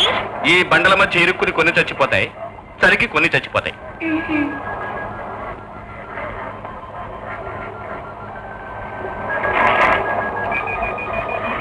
తల్లి తన బిడ్డను నోట గరుచుకుని ప్రశాంత ప్రదేశాన్ని వెతుక్కుంటుంది. పిల్ల దాదాపు 4 లీటర్ల తల్లిపాలు తాగుతుంది. 4 లీటర్లే?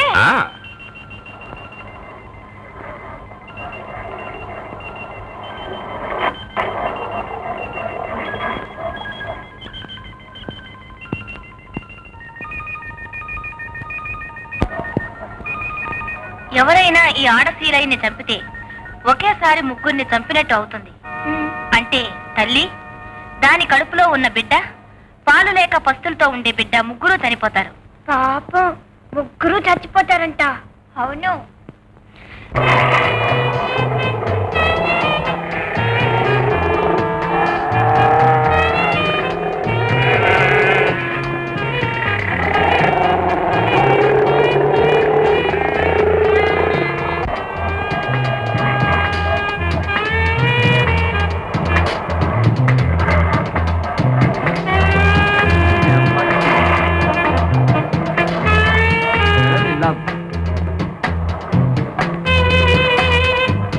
ఇప్పుడు మనం అలాస్కాలోని పెనిన్సులా ప్రాంతానికి చేరుకున్నాం.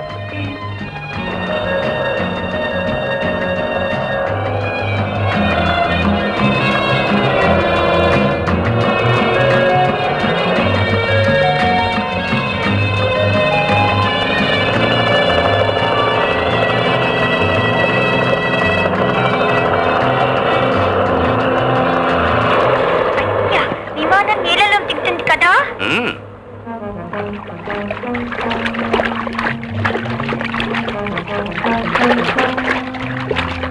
వేసవిలో లక్షల కొలది సేమన్ అనే చేపలు ఎత్తైన కొండల నుండి జారిపడే ప్రవాహాల్లోంచి కొట్టుకుపోతుంటాయి.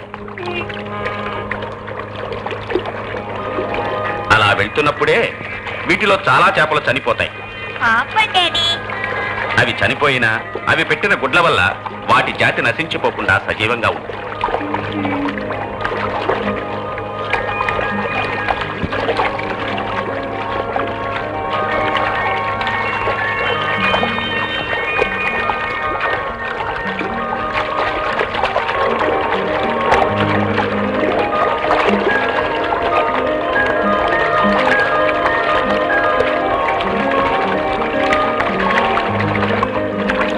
ప్రవహించే ఇరుకు ప్రవాహాల్లో చేపలు ఈదడానికి కష్టపడతాయి.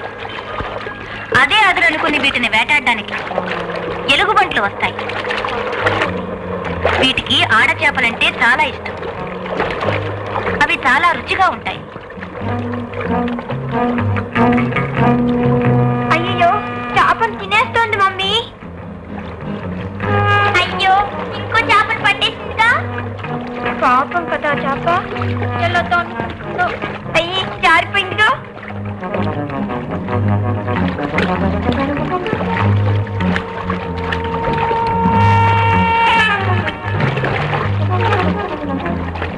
ఎలుగుబంట్లు ఎప్పుడూ పళ్లతోనే చేపలను పట్టుకుంటాయి.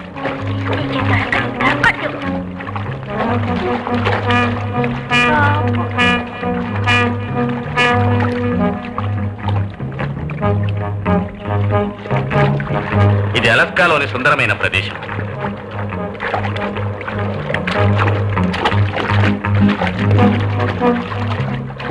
ఈ సేమన్ చేపల కోసం ఎలుగుబంట్లే కాక తోడేళ్లు కూడా వస్తుంటాయి. ఇదేనా డాడీ? రెడ్ బ్రెస్టెడ్ మెగాన్సర్ అనే పేరుగల బాతుల గుంపు కూడా చేపల వేటకు బయలుదేరాయి. చిన్న బాతులు కూడా వస్తున్నాయి డాడీ చేపల కోసం. ఈ తోడేళ్లకు చేపల్ని పట్టడంలో మంచి ప్రావీణ్యం ఉంది. చాలా పెద్ద చేపలు పట్టేసింది.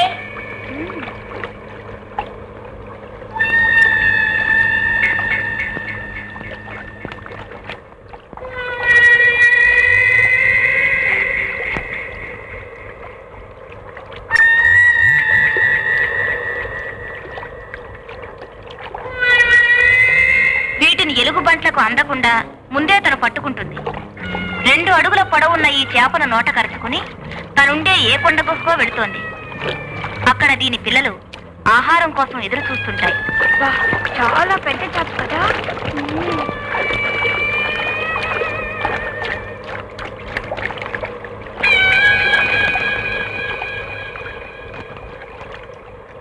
సెప్టెంబర్లోని చలిధాటికి తట్టుకోలేక ఈ ప్రాంతంలోని పక్షులు తరలి వెళ్లిపోయాయి.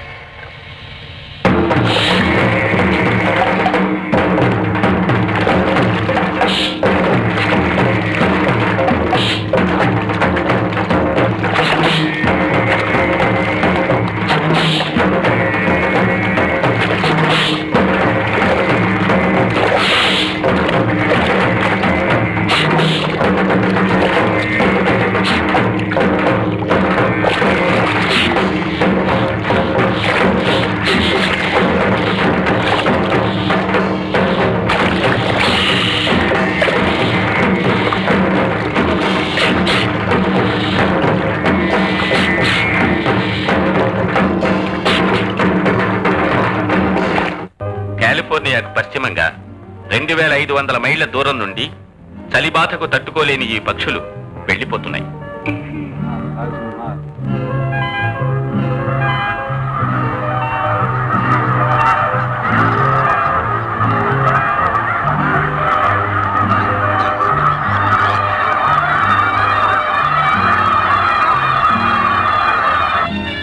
ఆర్కిటిక్ ప్రాంతంలో ఉండే ఈ వింత జంతువుల్ని మస్కాక్జన్ అంటారు.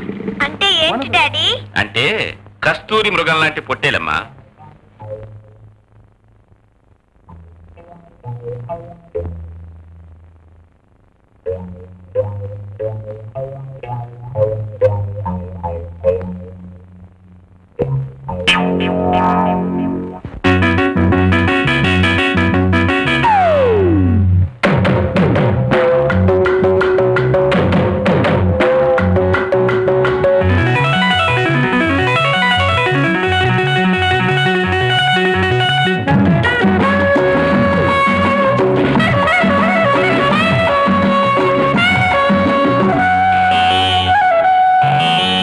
మనుషులు తిరిగే లోకల్లో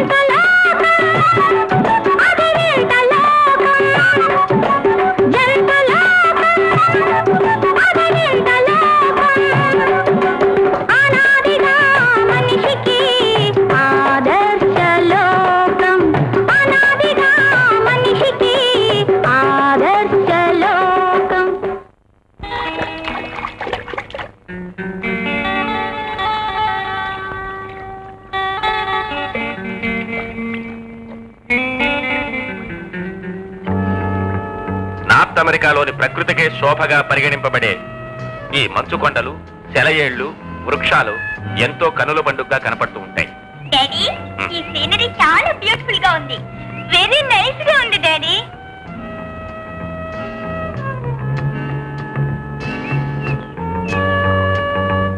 ఇదిగో ఇది ఎర్ర జింక. ఇవి అలాస్కా నుండి టెక్సాస్ వరకు తరచు కనపడుతూ ఉంటాయి.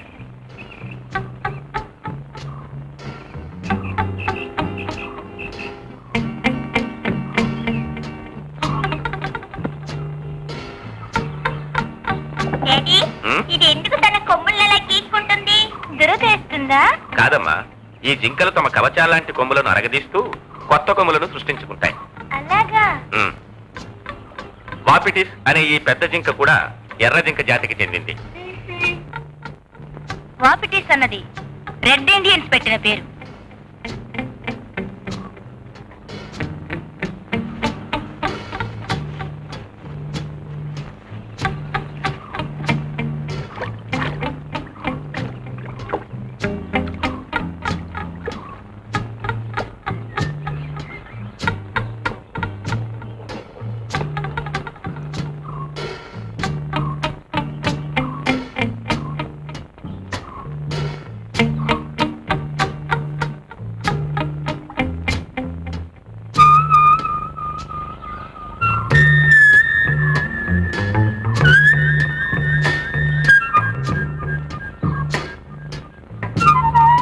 చలి పొగమంచులో కూడా ఈ దుప్పులు శ్వాసించడం మనకు స్పష్టంగా కనిపిస్తుంది.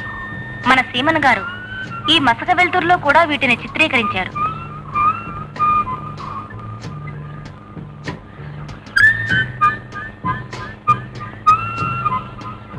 ప్రతి సంవత్సరం ఈ దుప్పులు ఇలాంటి దట్టమైన అడవుల్లో కలుసుకుంటూ ఉంటాయి.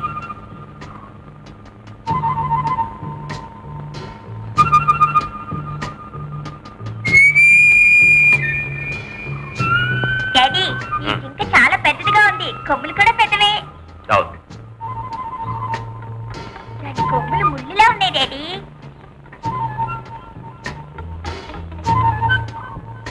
ఈ రెండు జింకలు ఇద్దరు శత్రువులాగే ఢీకొన్నాయి. పొడుచుకుంటాయి, నెట్టుకుంటాయి.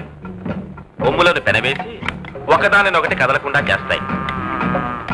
ఇదంతా వాటి వాటి బలాలు తేల్చుకోవడానికి, అంతేకాని ఇవి ఒకదానినొకటి చంపుకోవడానికి మాత్రం కాదు. అలాగైతే పర్వాలేదు డాడీ.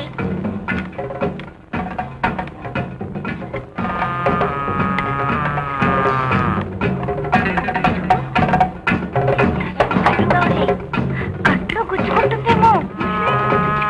కలవండి.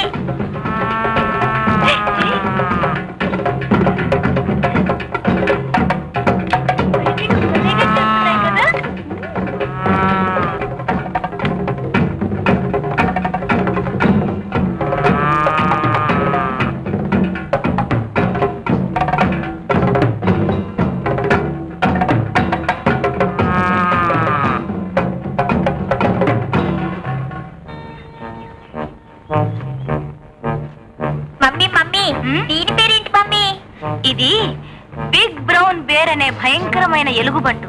ఎలుగుబంటు 1 మీటర్ పైన పొడవు, 1 టన్ను బరువు కలిగి ఉంటుంది.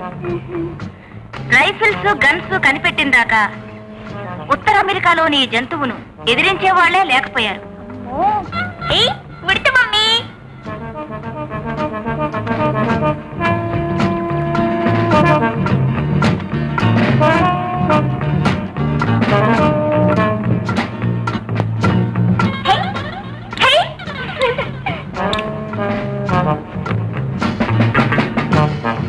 మమ్మీ, అది ఎందుకలా నొక్కుతుంది? మరి మన బుజ్జి ఉడత ఎలుగు కళ్ళు కప్పి కలుగులోకి వెళ్ళిపోయిందిగా. అవును. మరి ఎలుగుబంటుకేమో ఉడతల్ని తినాలని ఆశ.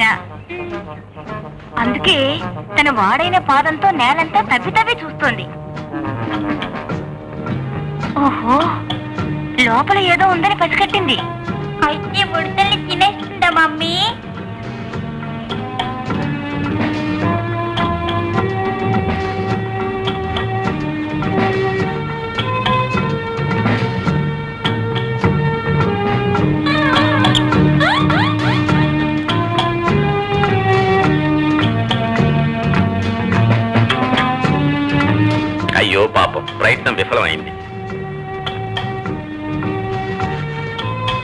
ఇదిగో ఇంకొక ఎలుగుబంటు, ఇది ఆడది. ఎలుగుబంట్లు సాధారణంగా ఒంటరిగా తిరుగుతూ ఉంటాయి. ఆహారం కోసం వెళ్ళేటప్పుడు మాత్రం జంటగా వెళ్తాయి.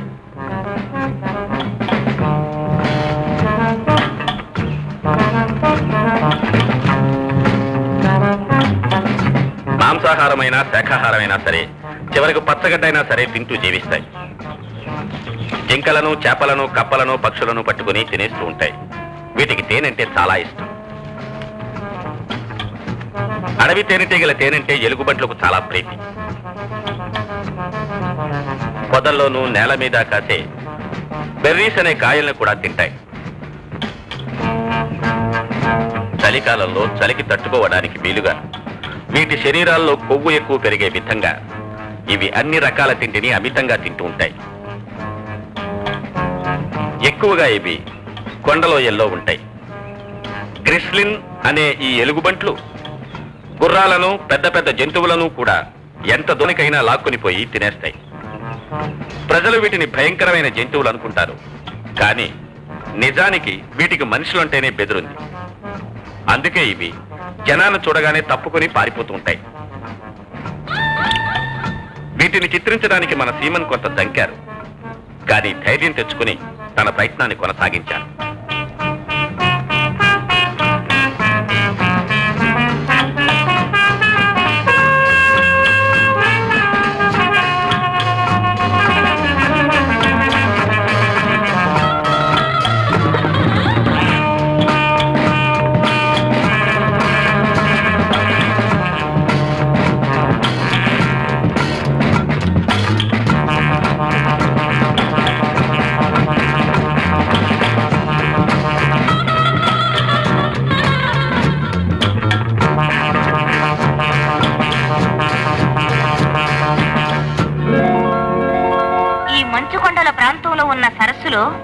మీకు వింత జంతువు కనిపిస్తుంది. దీని పేరు బీవర్. నీళ్లు, చెట్లు ఎక్కువగా ఉండే ప్రదేశాల్లో ఇది జీవిస్తుంది. దీని స్థావరం బురదతో కూడిన ప్రాంతాల్లో ఉంటుంది. ఇది పుల్లలతో కట్టుకున్న గూడు లాంటి చోటనే ఉంటుంది. తను ఈదడానికి గాని, ఆహారం సంపుకోవడానికి గాని నీటి లెవెల్ తగ్గకుండా పుల్లలతో ఆనకట్ట కట్టుకుంటుంది.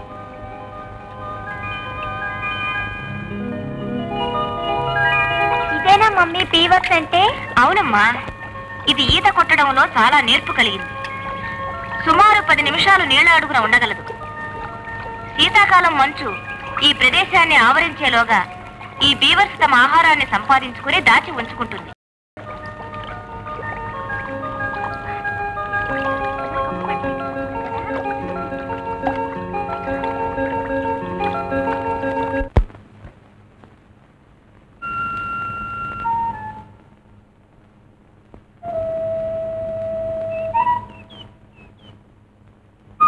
రంపాలతోనూ గొడ్డళ్లతోనూ కూల్చవలసిన వృక్షాలను ఈ బీవర్స్ తమ వాడి అయిన పళ్లతో కొరికి పడగొడతాయి. సాధారణంగా ఈ పనిని రాత్రిపూట చేస్తాయి. చెట్లు చివర నీళ్ల వైపు ఉండేటట్టుగా కూలుస్తాయి. అప్పుడే వాటిలను నీళ్లలోంచి తమ స్థావరాలకు తీసుకుపోవడానికి వీలుగా ఉంటుంది.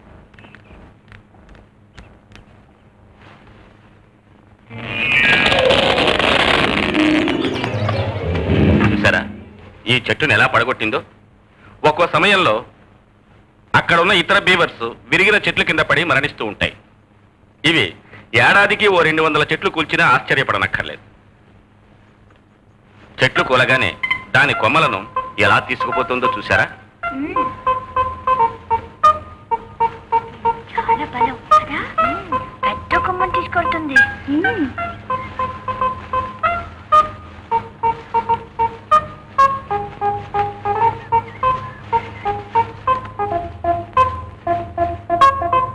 ఆగిపోయిందేంటి మమ్మీ? ఈ కొమ్మ ఎంతో బరువైంది, అందుకే ఇది అక్కడక్కడ ఆగుతూ ఆయాసం తీర్చుకుంటూ తీసుకువెడుతోంది.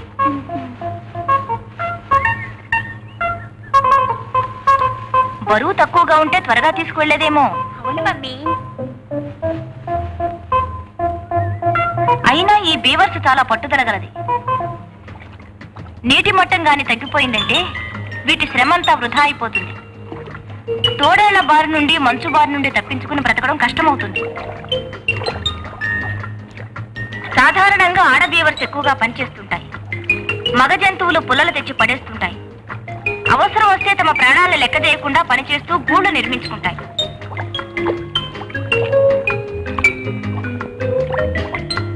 నార్త్ అమెరికాలో ఈ బీవర్స్ చాలా ఎక్కువగా ఉండేది. కానీ దీని విలువైన చర్మం కోసం బీవర్స్ ను వేటాడి చంపేయడం చేత పోను వీటి సంఖ్య తగ్గిపోతూ వచ్చింది. ఆడ బీవర్స్ చిన్న చిన్న కొమ్మల్ని పట్టుకుని త్వరగా వస్తూ ఉంటాయి.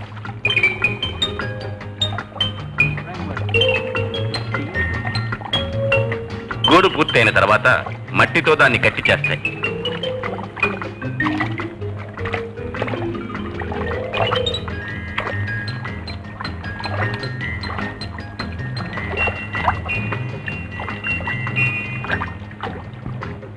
ఇక శీతాకాలం వచ్చినా వాటికి ఏం బెంగలేదు.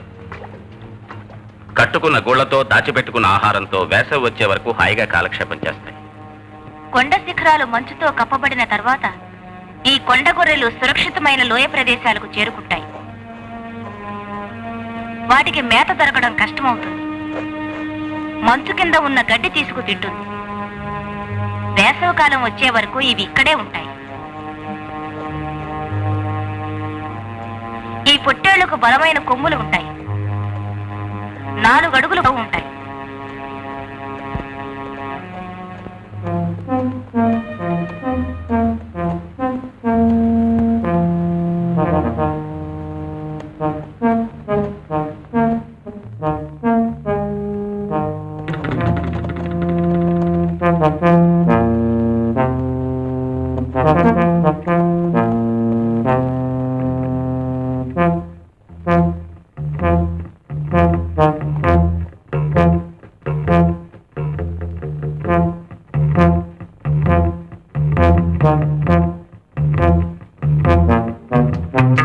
ఇవి బలమైన ఈ కొమ్ముల్ని తమ రక్షణాయుధాలుగా ఉపయోగించుకుంటాయి.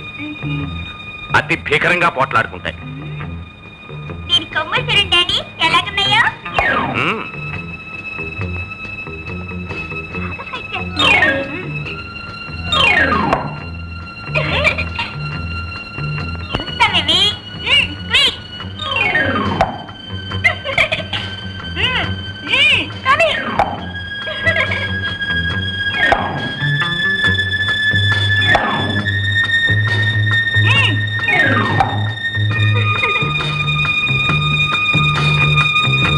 మంచు కురవడం ప్రారంభించిన తర్వాత ఈ అడవి గొర్రెలకు ఆహారం సంపాదించుకోవడం కష్టం అవుతుంది. అయినా వేసవిలో తిన్న బలమైన ఆహారం వల్ల అవి కొన్నాళ్లు తిండి లేకపోయినా తట్టుకుంటాయి.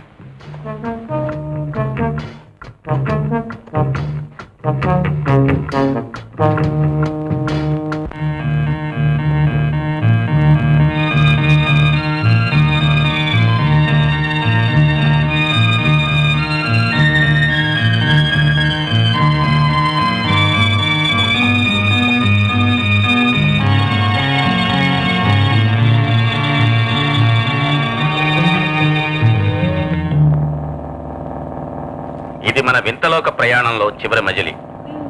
ఇప్పుడు మన వాళ్ళు అలస్కాలోని దక్షిణ పెనిన్సులా ప్రాంతంలో సీ ఆటర్స్ ఉండే ప్రదేశానికి వచ్చారు.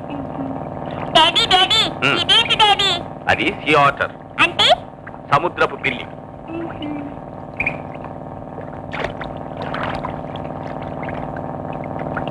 ఈ వింత నీటి జంతువుల్ని వేటాడటంలో పేరుపడ్డ జాన్ బ్యానియా అనే వ్యక్తి మన వాళ్ళని ఇక్కడికి తీసుకొచ్చాడు. చాలా పిల్లలుంటాయి. అవును, జాన్ అతని అనుచరులు పెద్ద పెద్ద వలలు తీసుకొచ్చారు. ఆ వలలో ఒక పెద్ద సీ ఆటర్ను పెట్టారు. ఈ సీ ఆటర్ 4 అడుగుల పొడవు, 85 పౌండ్లు బరువు ఉంటుంది. వీటికి భయంకరమైన పళ్ళుంటాయి. అందుచేత వీటిని చాలా జాగ్రత్తగా పట్టాలి.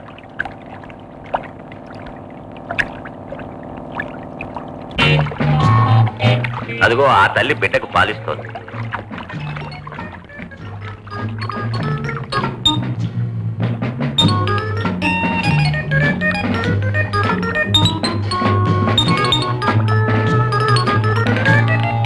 సీ ఆటర్స్ వెల్లకిలా పడి ఈదడంలో చాలా నేర్పు కలిగినవి.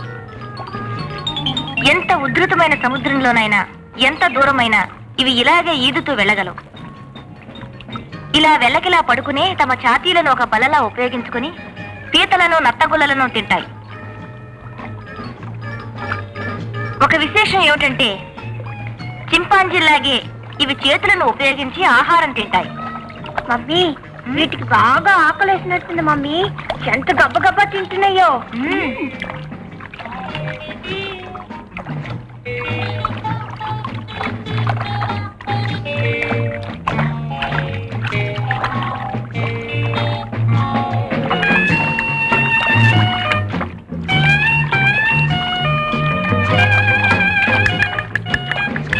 ఒకవేళ ఆ నత్తగులను తన చేతులతోనూ నోటితోనూ బద్దలగొట్టి తినలేకపోతే ముందు ఆ నత్తగులను మరో నత్తగులతో కొడుతుంది.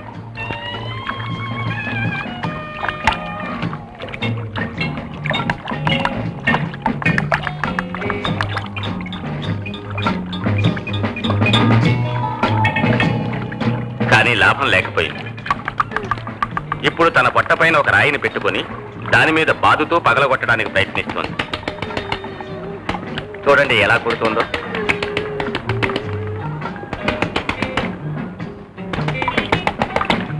చివరకు గెలిచింది. నత్తగులలోని ఆహారాన్ని ఆనందంగా తింటోంది. బాగా తిన్న తర్వాత అలసట తీరా విశ్రాంతి తీసుకుంటుంది.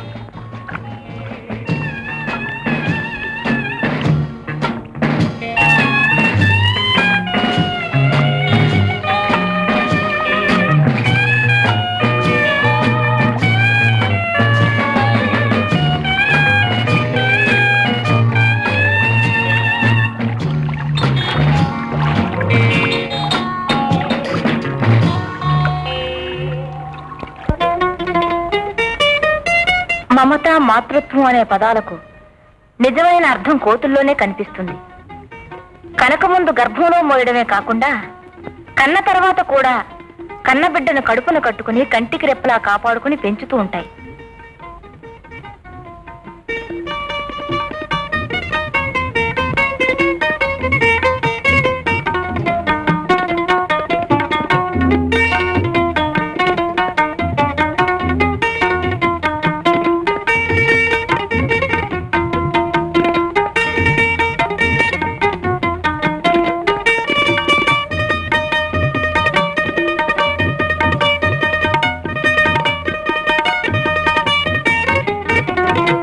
దగ్గరుండి వాటికి ఆటపాటలు నేర్పుతాయి. ఎలాంటి ప్రమాదం రాకుండా కాపాడుకుంటాయి.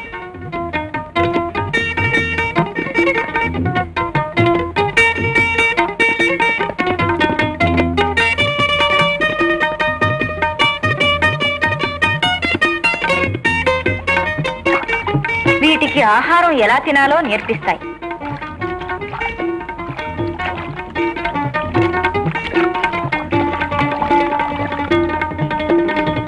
చూసారా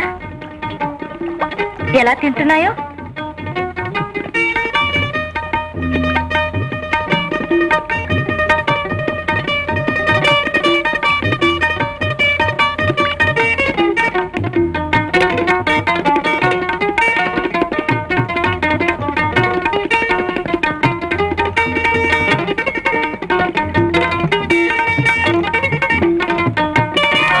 శరీర పరిశుభ్రంగా ఉండడం కోసం ఇవి పిల్లలకు నీటిలో ఈదడం కూడా నేర్పిస్తాయి. ఆనాడు శ్రీరామచంద్రమూర్తికి ఈ కోతులే ఎంతో సహాయం చేశాయి. అందుకే ఈనాడు వీటిని ఆంజనేయ స్వరూపాలుగా ఎంచి పూజిస్తున్నాం. ఇప్పుడు చెప్పండి, ఈ వింత లోకంలో మనం ఎన్నెన్నో జంతువులను చూసాం. వాటి జీవన విధానాల్ని పరిశీలించాం. విచిత్రమైన అనుభూతిని పొందగలిగాం. ఈ వింతలోక యాత్ర మన మనసుల్లో కలకాలం నిలిచిపోయే ఒక కమ్మని రంగుల స్వప్నం. ఇది ఒక కమ్మని రంగుల స్వప్నం. కమ్మని రంగుల స్వప్నం. కమ్మని రంగుల స్వప్నం.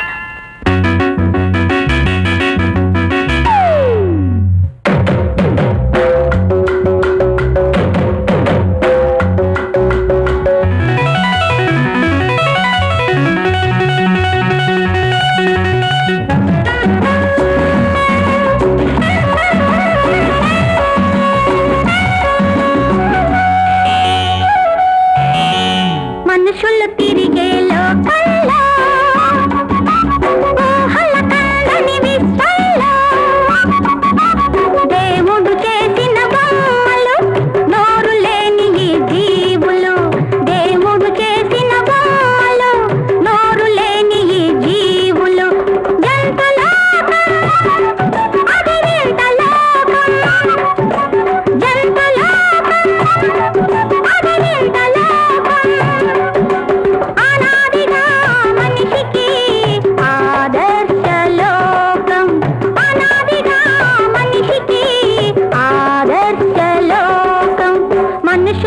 తిరిగే లోకల్లో ఊహల కందని విశ్వంలో ఝంజన ఝన్ ఝంజన ఝంజన ఝన్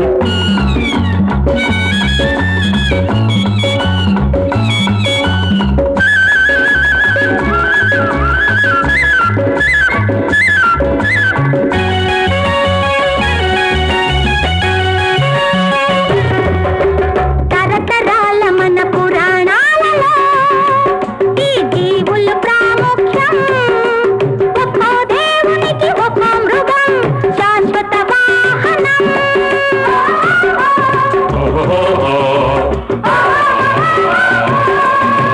మృగాన్ని భక్తితో కొలిచాడు ఒకనాటి మానవుడు ఆ మృగాన్ని పీక్కు తింటున్నాడు నరరూప రాక్షసుడు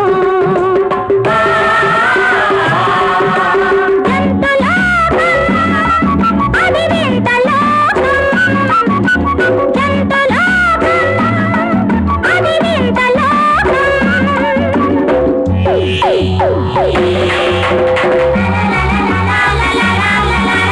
అంబరుంబ తుంబరుంబ అంబరుంబ తుంబరుంబ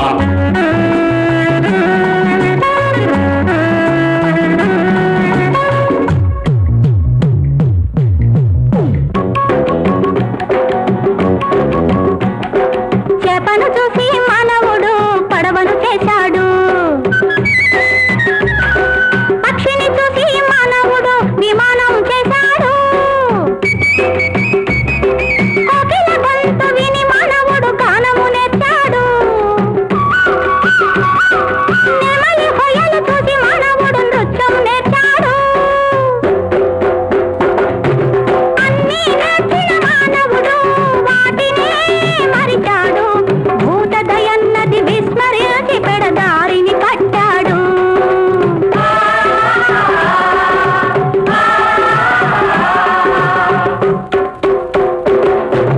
మనుషులు తిరిగి